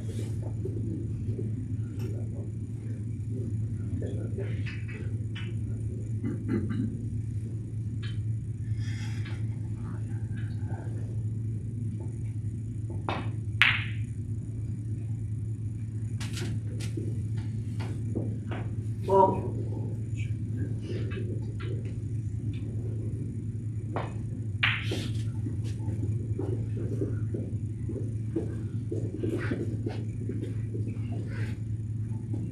Sixteen.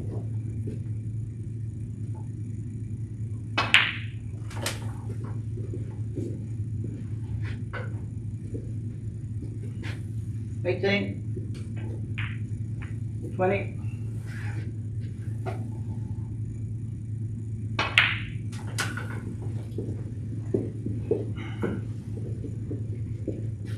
23.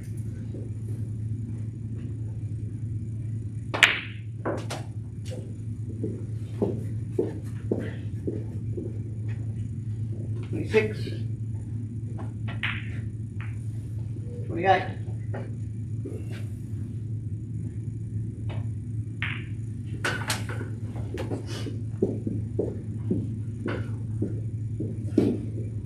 31.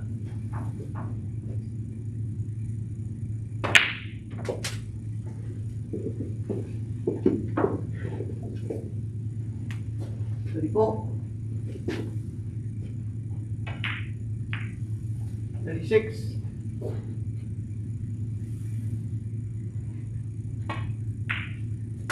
4 corrections, 34, 37.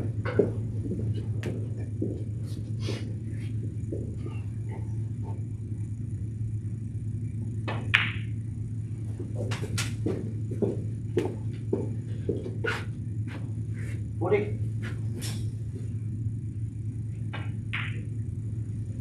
42.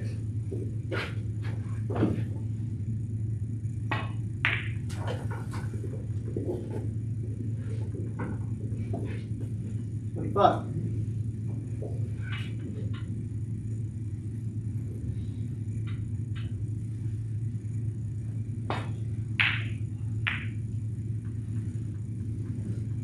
47.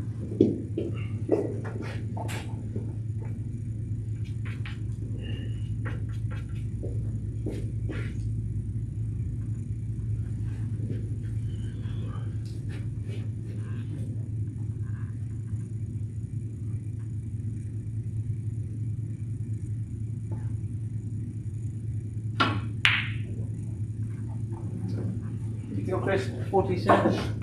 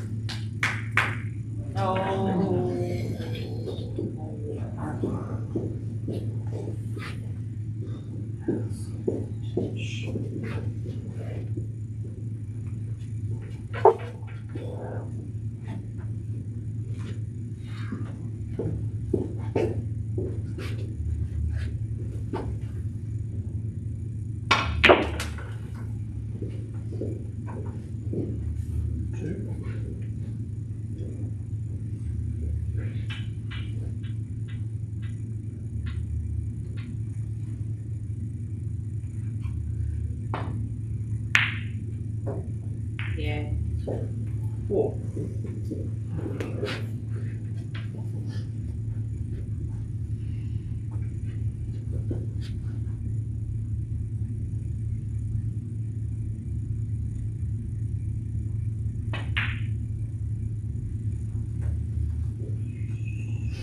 Come on, Michael.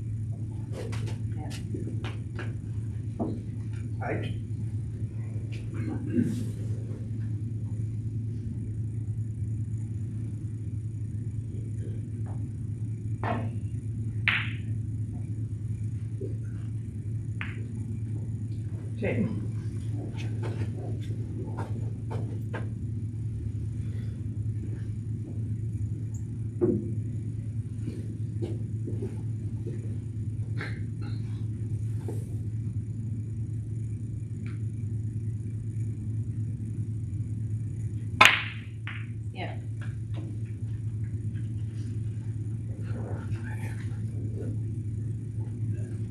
12.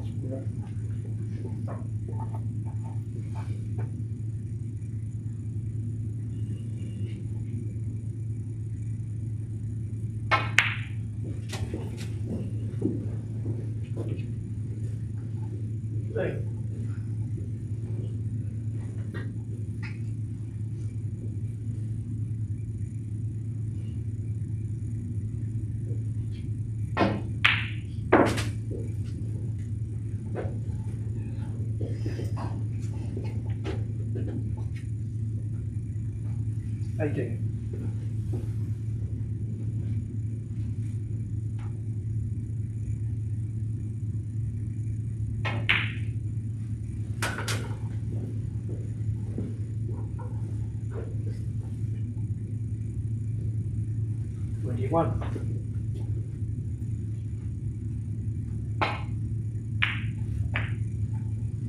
23. 24.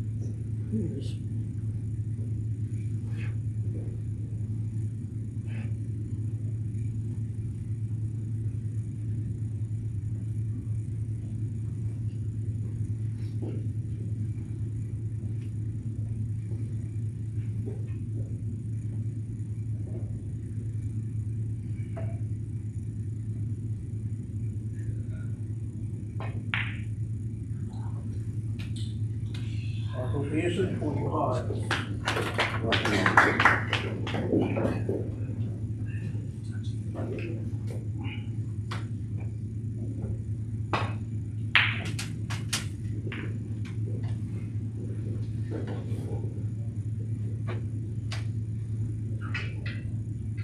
Six.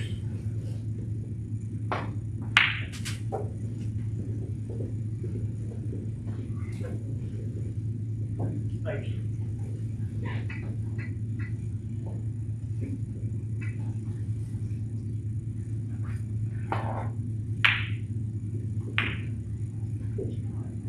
Ten.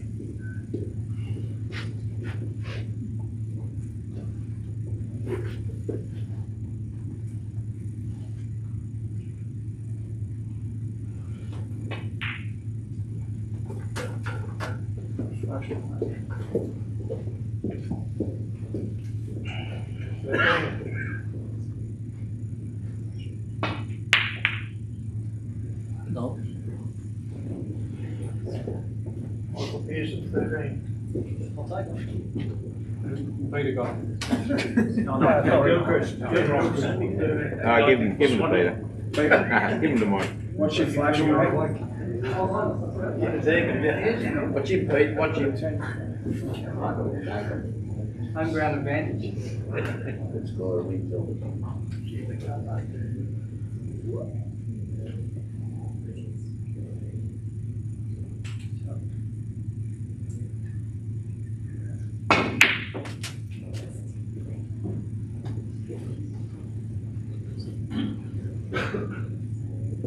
2.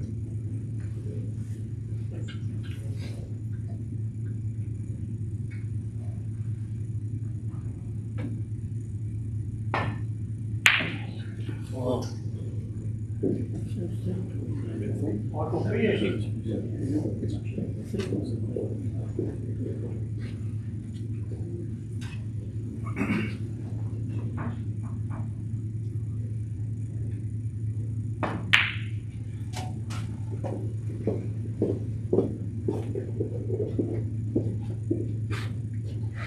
3.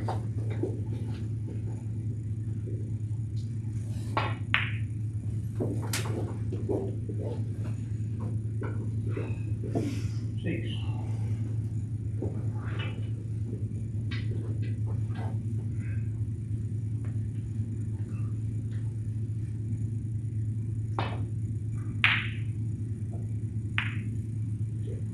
8.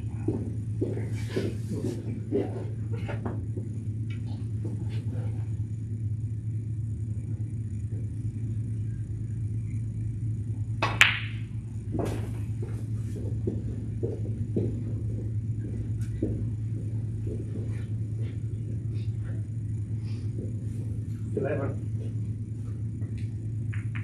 13. 15.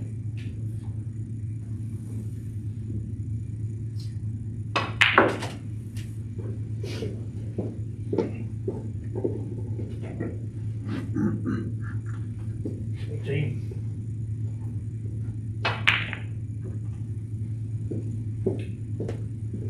20.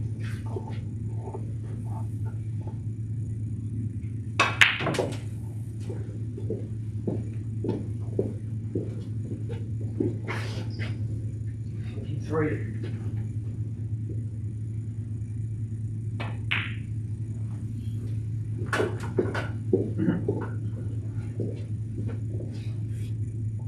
26.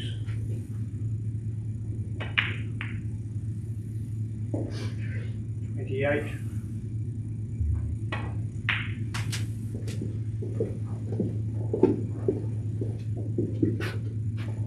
31.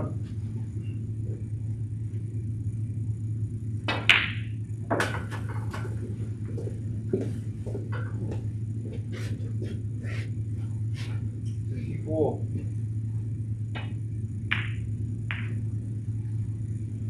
36.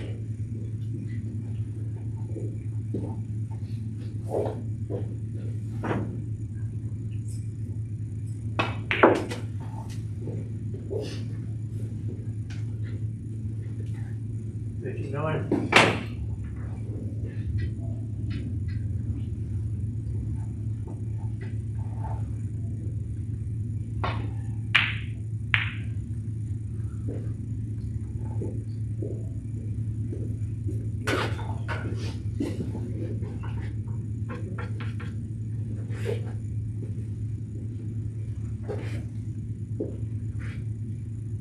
44.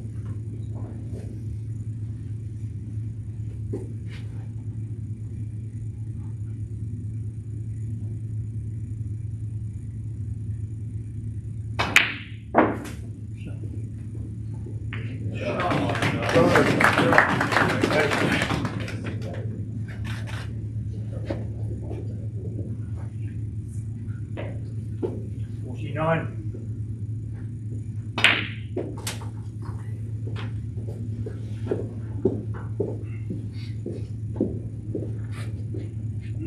52.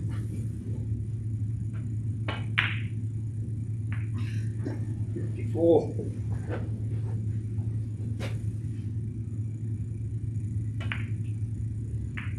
56.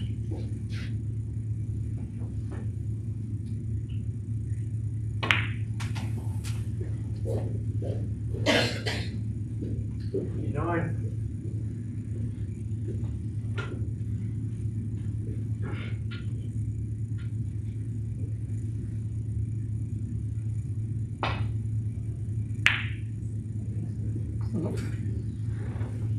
Peter Gilchrist, 59.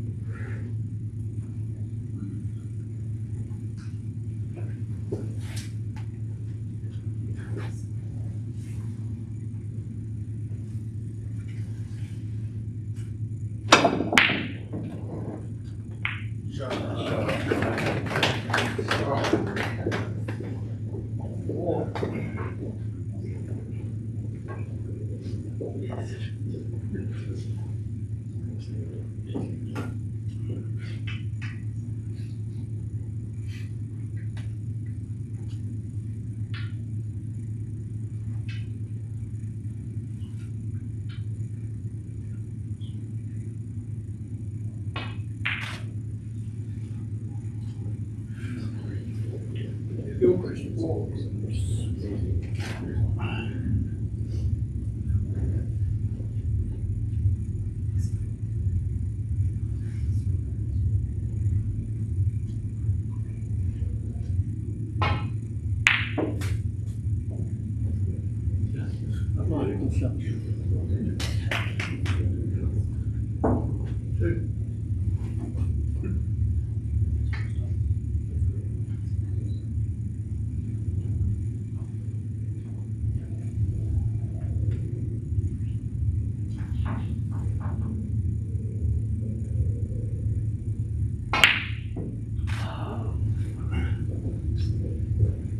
Michael Pearson, 2.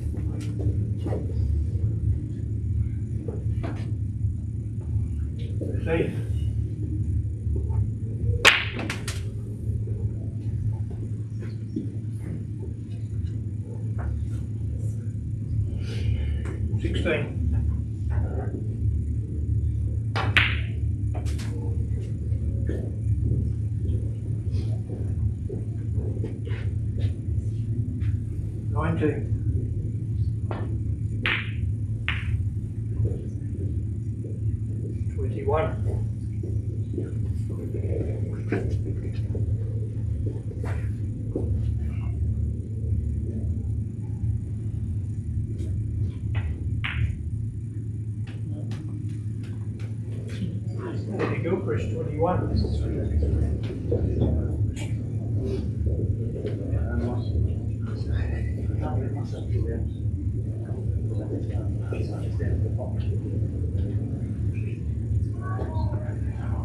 Michael Pearson, 251. Peter Gilchrist, 404.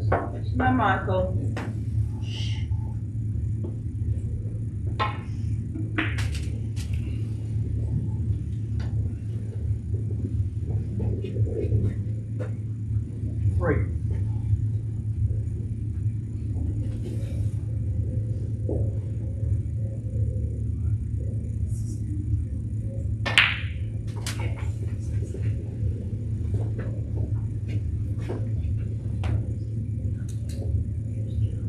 6.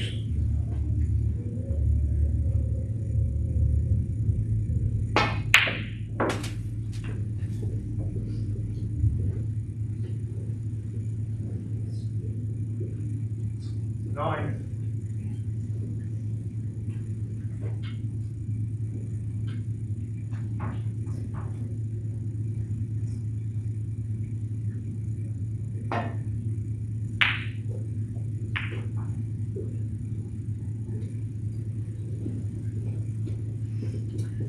11.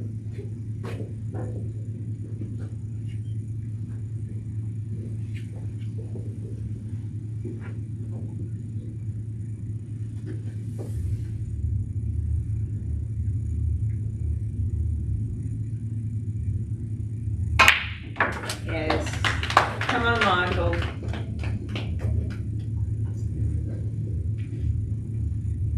14.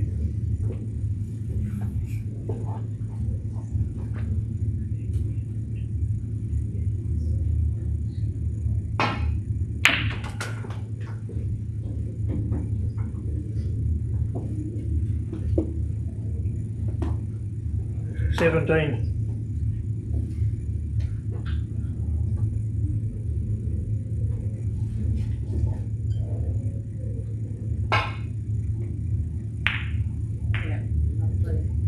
19.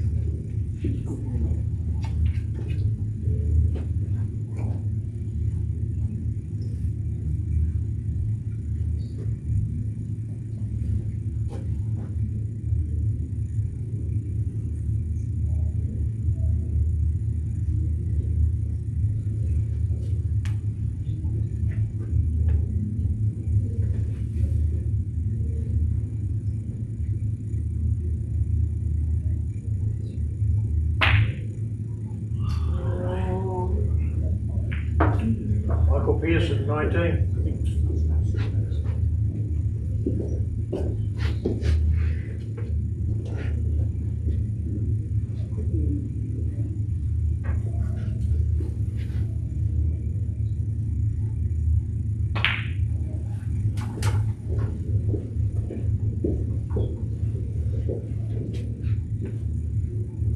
3.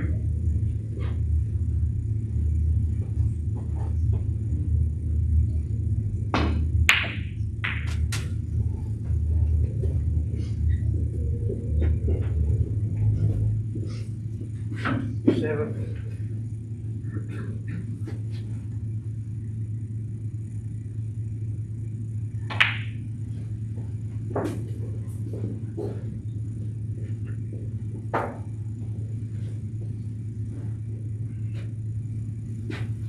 10.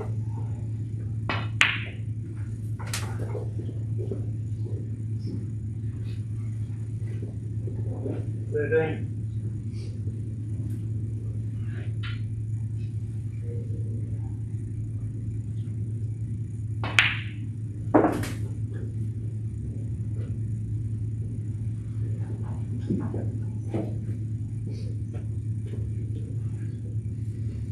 16.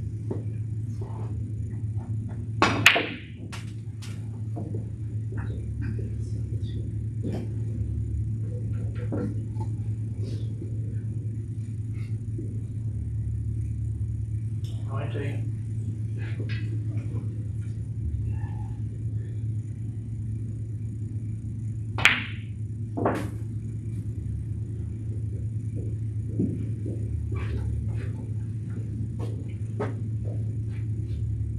22.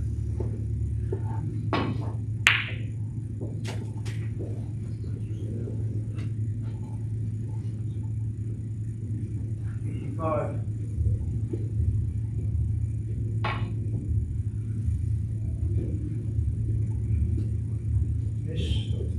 25, Peter Gilchrist. 2, Michael Pearson.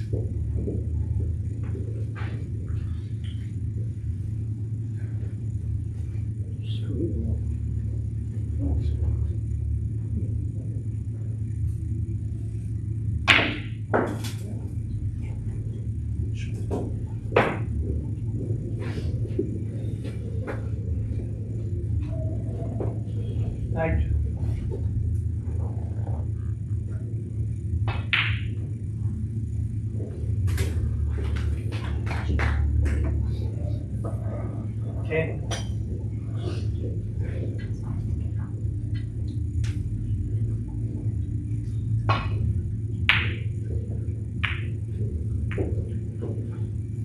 Well,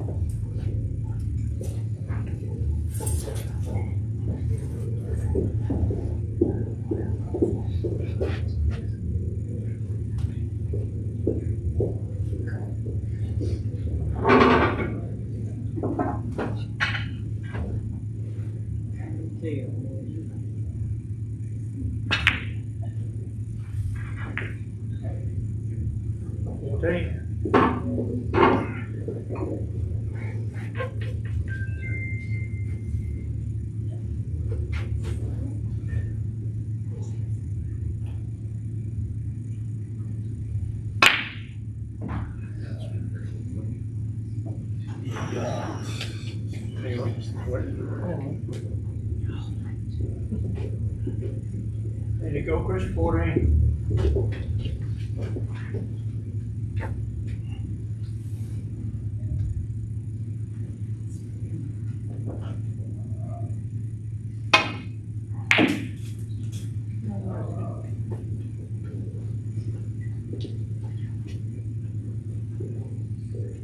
Great.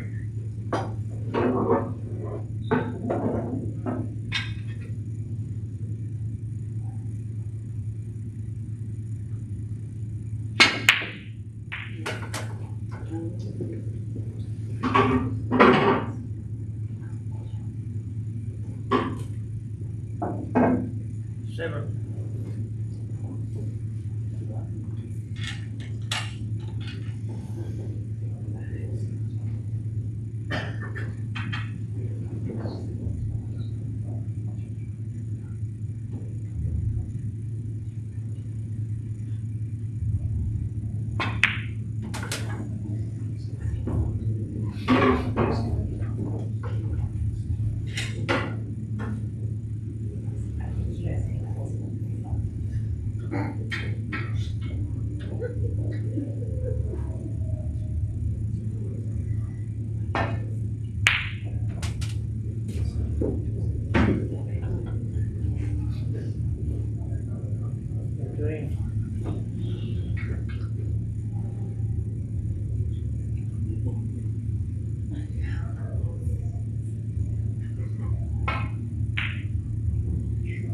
Oh, yes, Michael.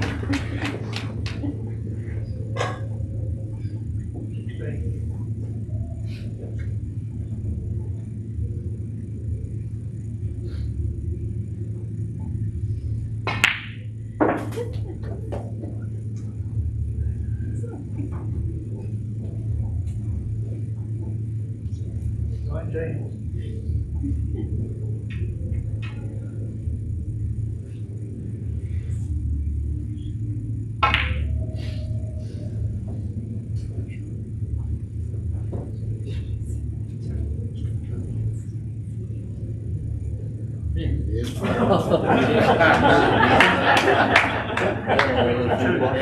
Come on, Michael.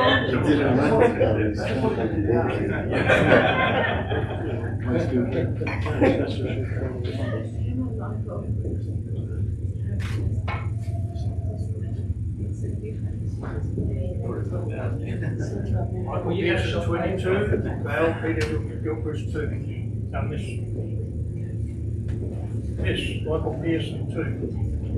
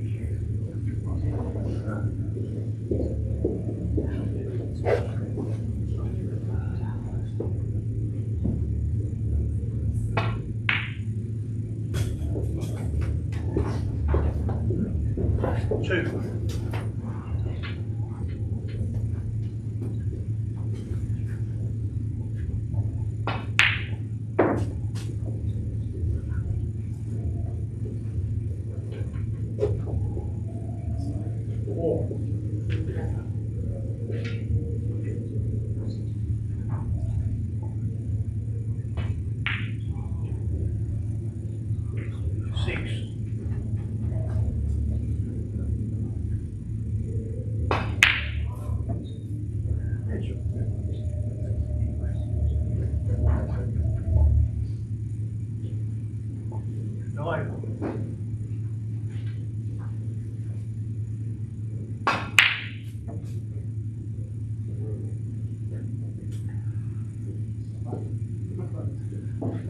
Well,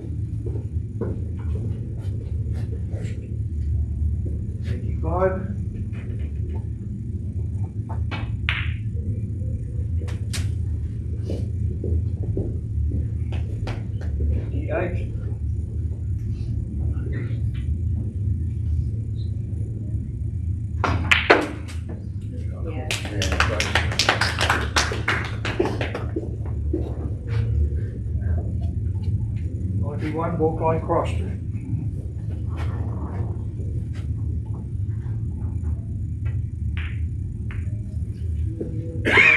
Three.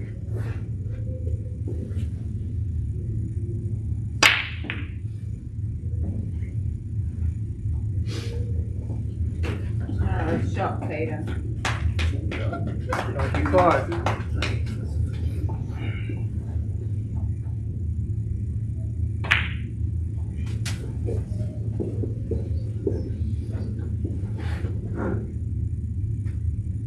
$98.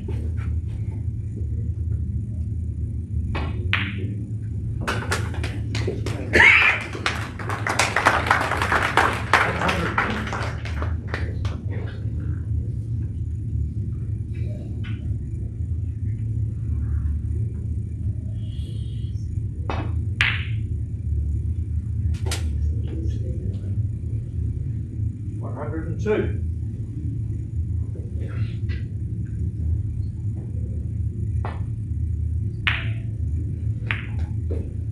$104.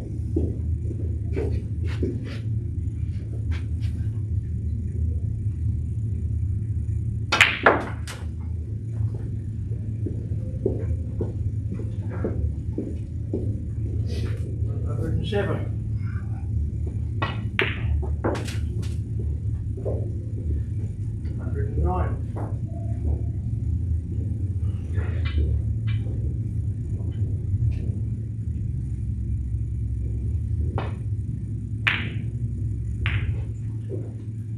$111.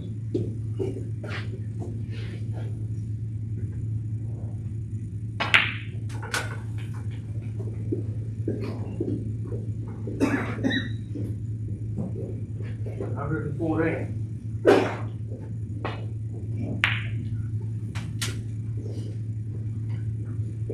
$116.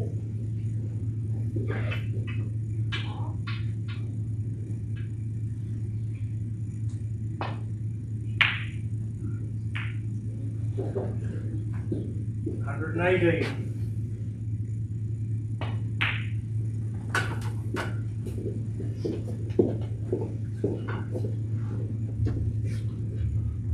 $127. $121.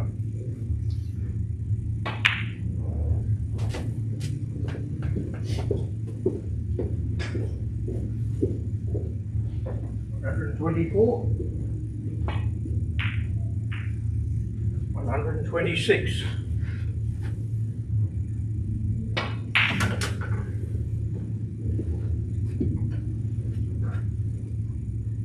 $129.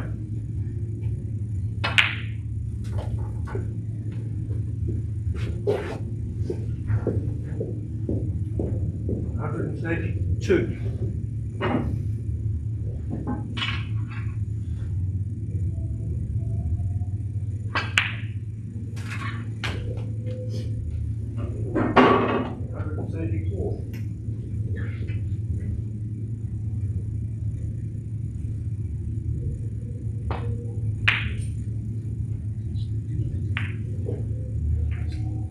$136.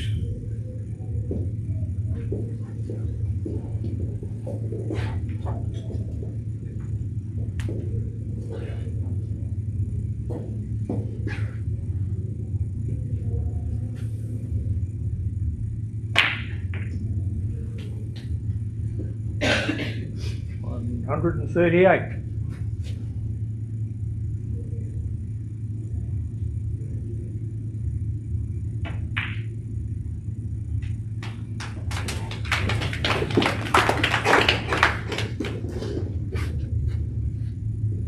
$141.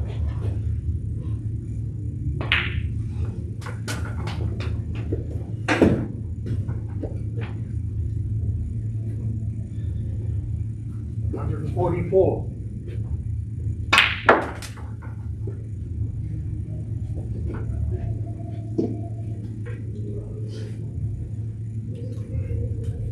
$147.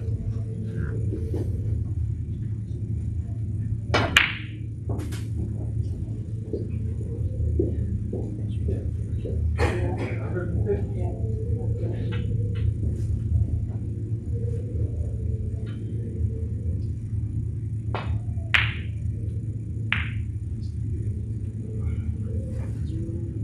152.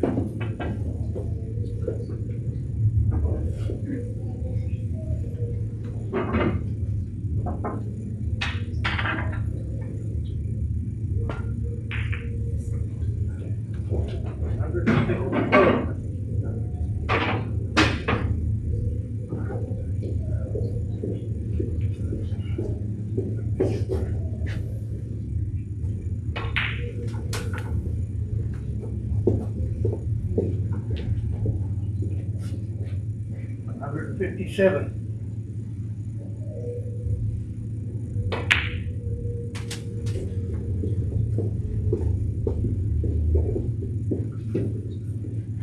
$160.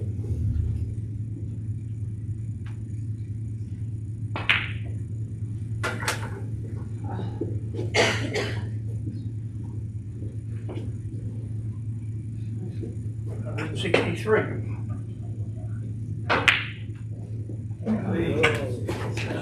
Peter Gilchrist for 163.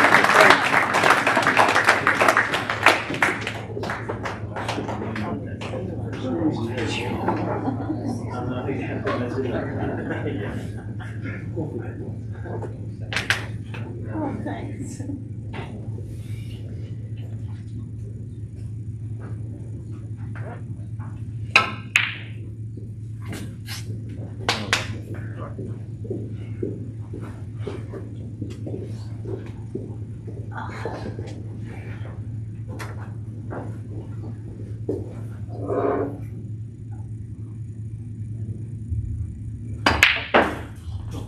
Oh, yes.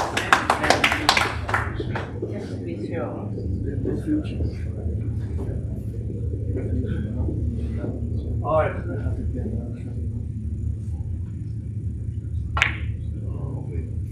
Oh. Peter Gilchrist.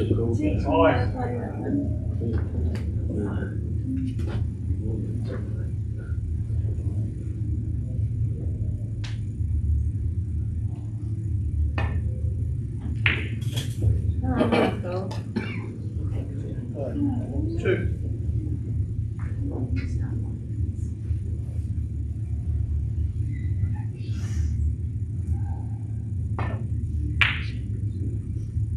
Yeah. Four. Oh, Michael.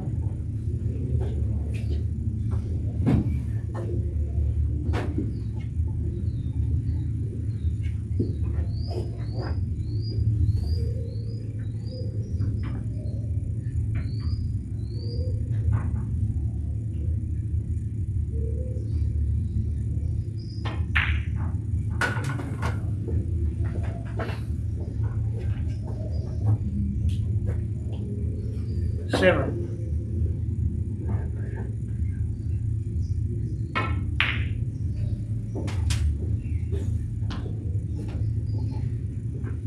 Ten.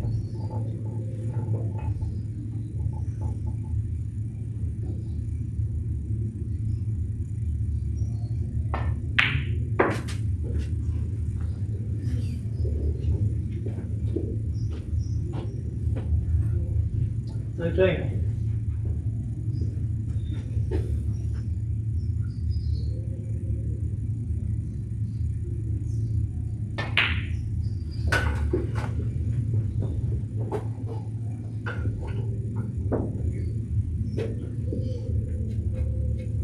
$16.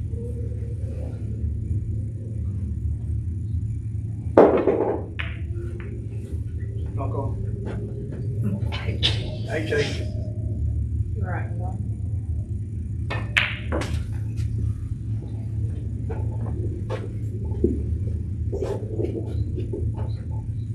What do you want?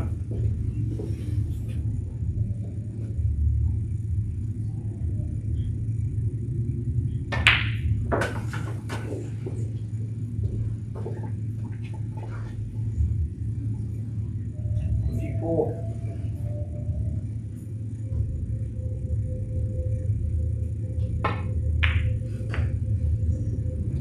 $26.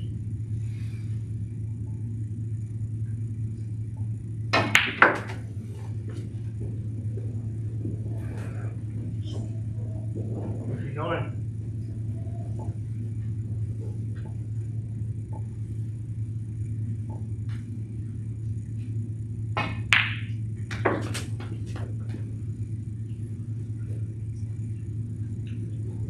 Two.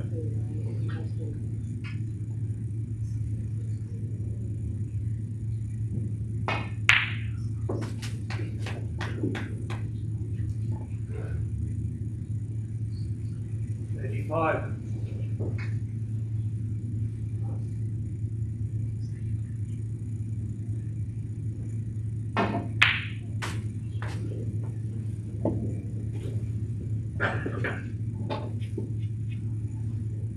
38.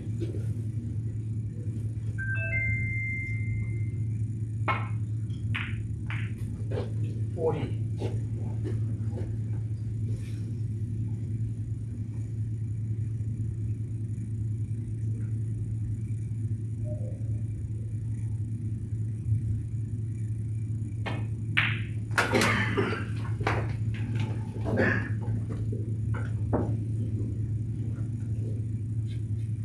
43.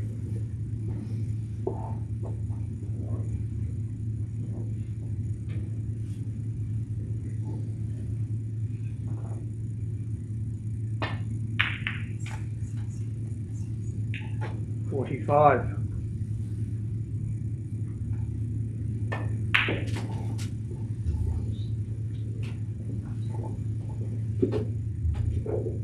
48.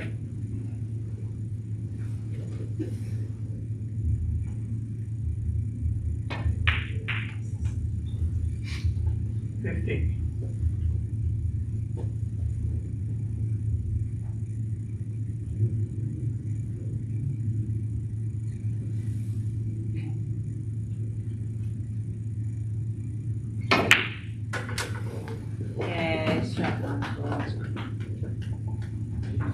52.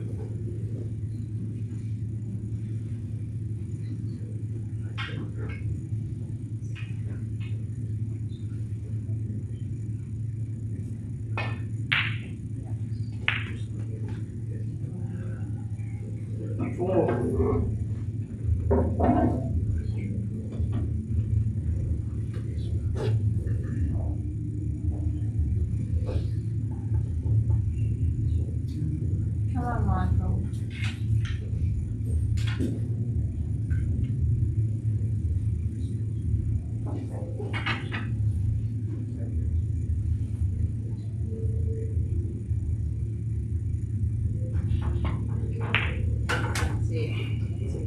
'Come on, Michael.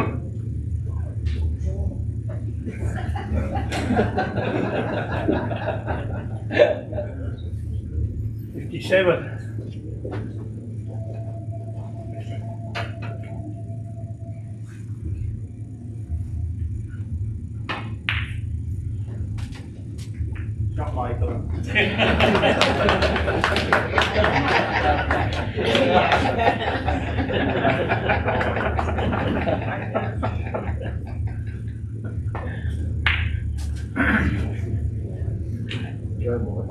63.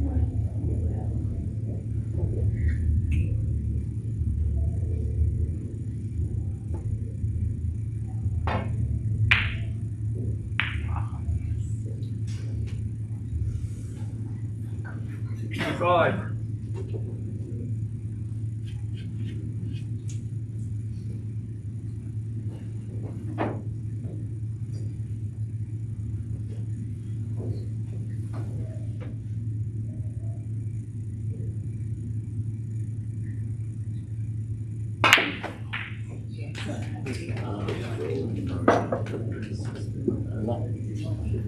67. 67.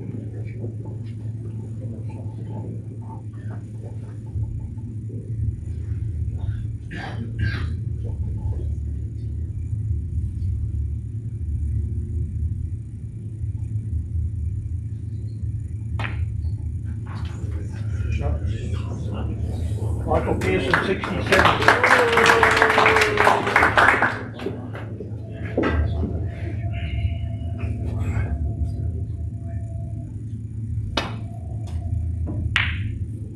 Yeah.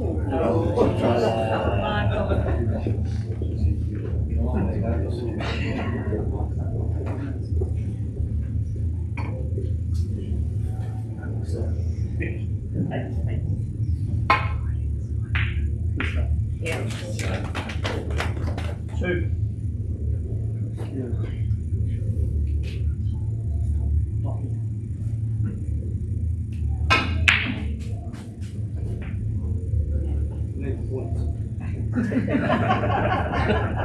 Six.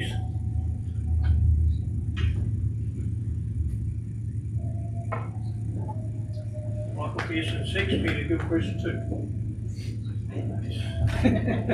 Come on, Peter.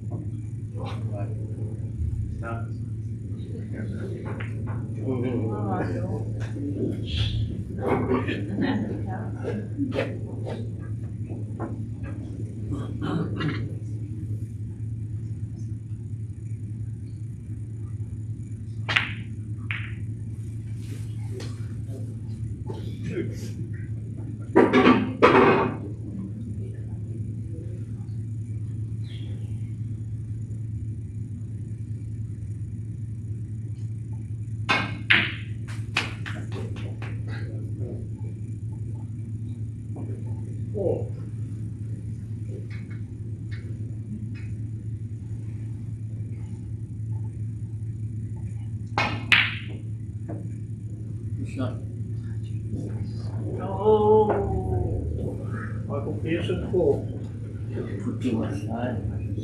Peter Gilchrist 616, Michael Pearson 373.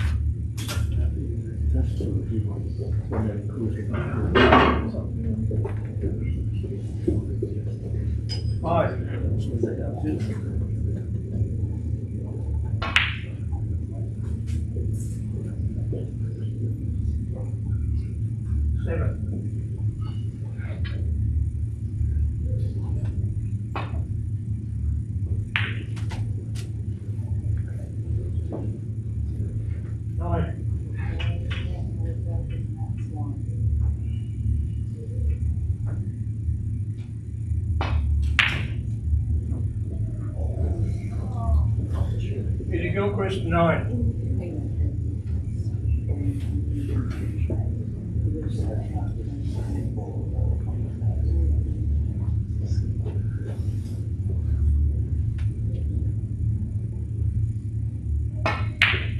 Yeah. Come on, Michael. 2. Yeah, come on, Michael. Get on with it. I don't know what I'm waiting for.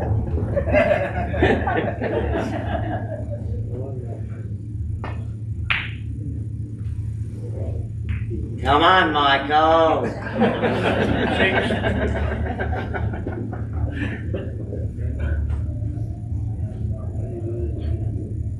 Come on.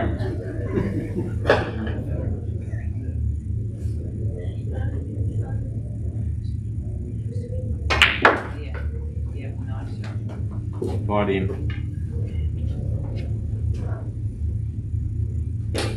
9.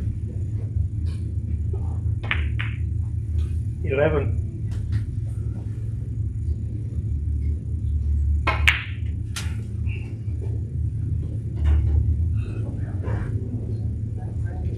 14.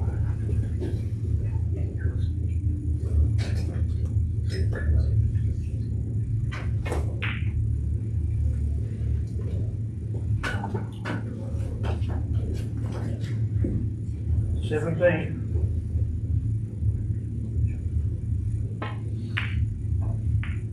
19.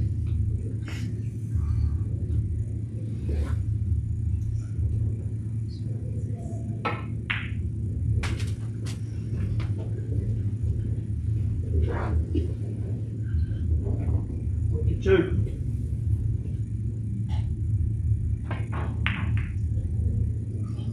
24.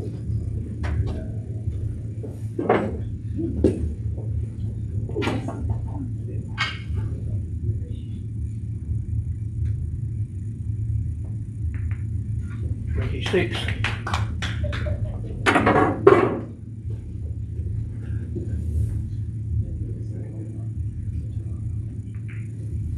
28.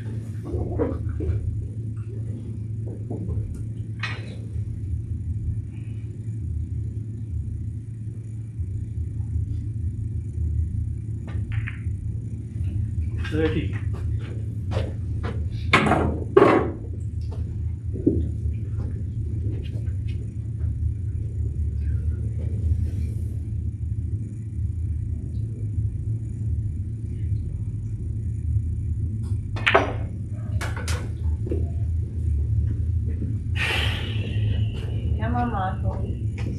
33.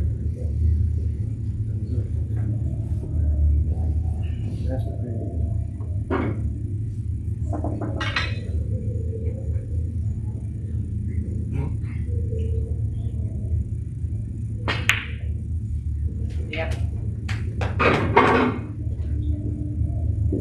36.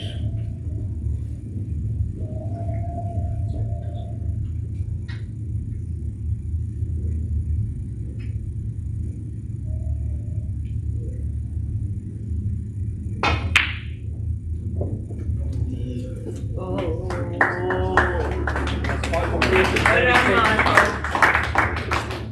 Come on, Peter.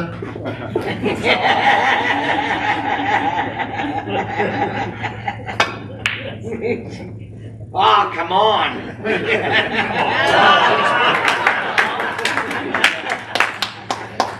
Smarty pants.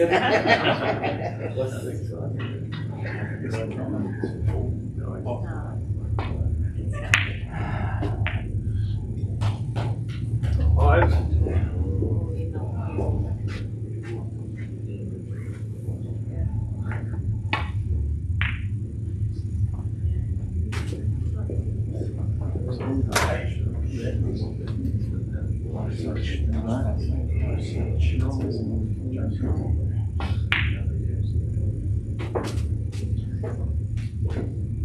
11.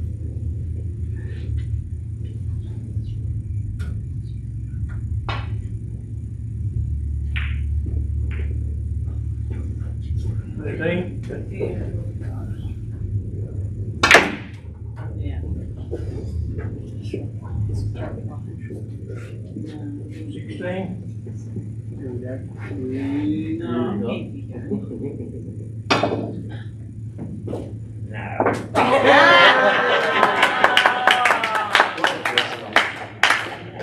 Gilchrist, impossible. Come on, Michael.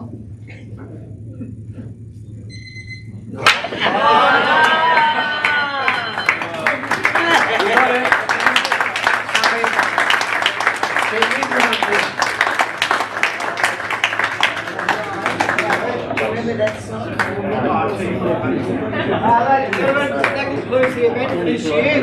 Before you all rush away, I'd like to hand over to Peter Gilchrist, whoever he is, to say a few words.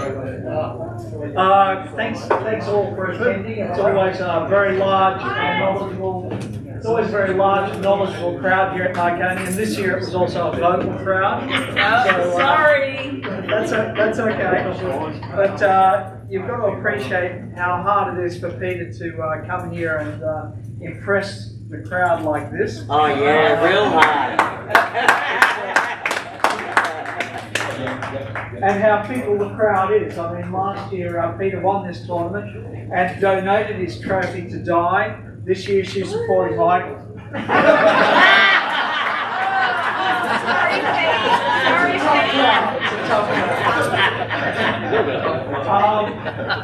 For for those of you who played in the tournament this weekend, we thank you for your participation.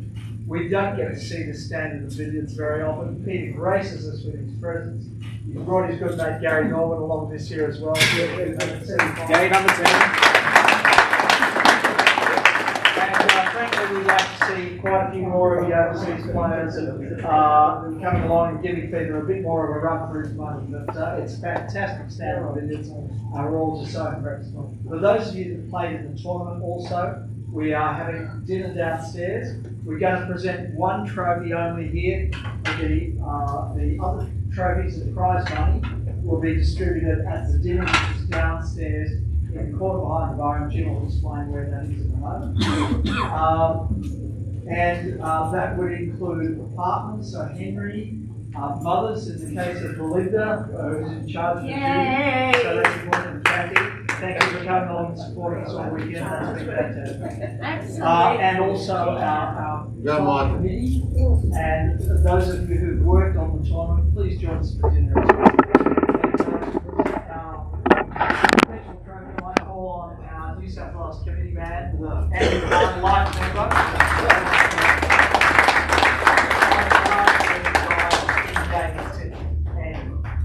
Thank you.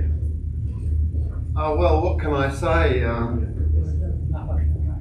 thought that Michael was probably favourite until the first shot, and then it changed.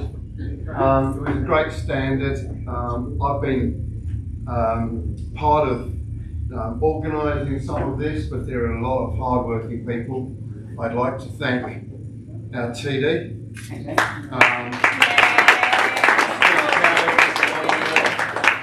Last night, manually doing scores, there was a computer glitch. So thank you very much for that. Of course, our referees. The secret of a referee is you just don't know they're really there, and we didn't know you're there. So the invisible man. Thank you very much. All our Victoria friends. They've come up especially to give us a thrashing. They did in the first rounds, but thankfully for a few of our guys pulled through and showed us that we can, although I know you've got very high standard there, we've got a reasonably good standard here, but very high standard in our top 4 or 5 players. So, and of course, thank you, as Peter said, for everyone coming down. It's really great that people support billiards. I believe that billiards is now on a rise. People have basically seen enough snooker and realised how hard this game really is. It's made looks ridiculously simple by people like Peter, and you just rush home and go, this is so simple. Anyone can do that. And within 3 shots, you just go back to snooker. So things are improving here, and of course, this really helps us in our billiard fraternity to try and get some popularity amongst this Q sport. I'd like to thank, of course, because of the wonderful facilities we have here, the Marconi Club. They're the great supporters of billiards.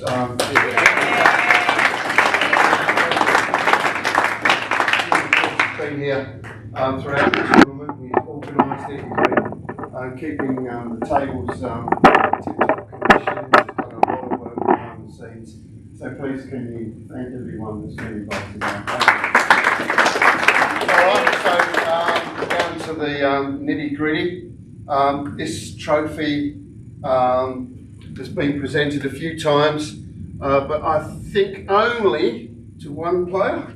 And I noticed that there's about 4 new plaques with 2025, 26, 27, 28. So Peter, I assume you're going to be coming down for the next 4 or 5 years. So can I present you with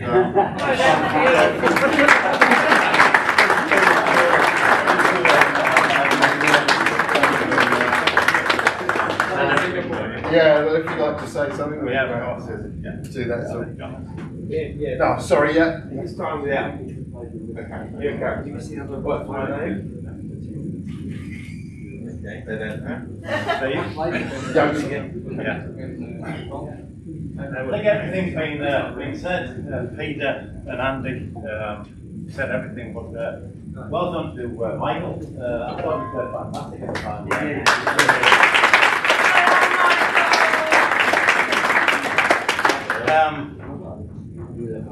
Yeah, let's go what Peter said. Great that Gary's done some best for me with Gary Norman. Don't know where he is. The number 10 in the world.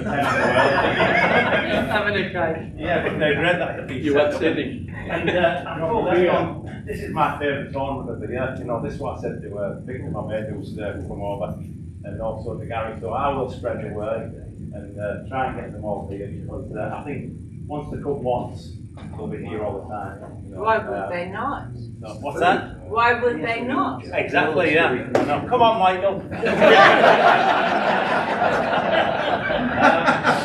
Anyway, yeah, we look forward to seeing you all downstairs. All the back has been done, and thanks for all the great support, really, for Michael. We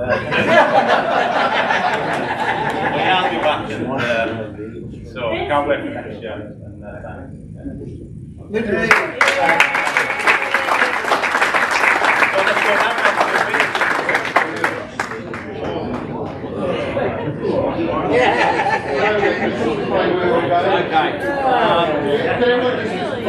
For those of you that are going downstairs,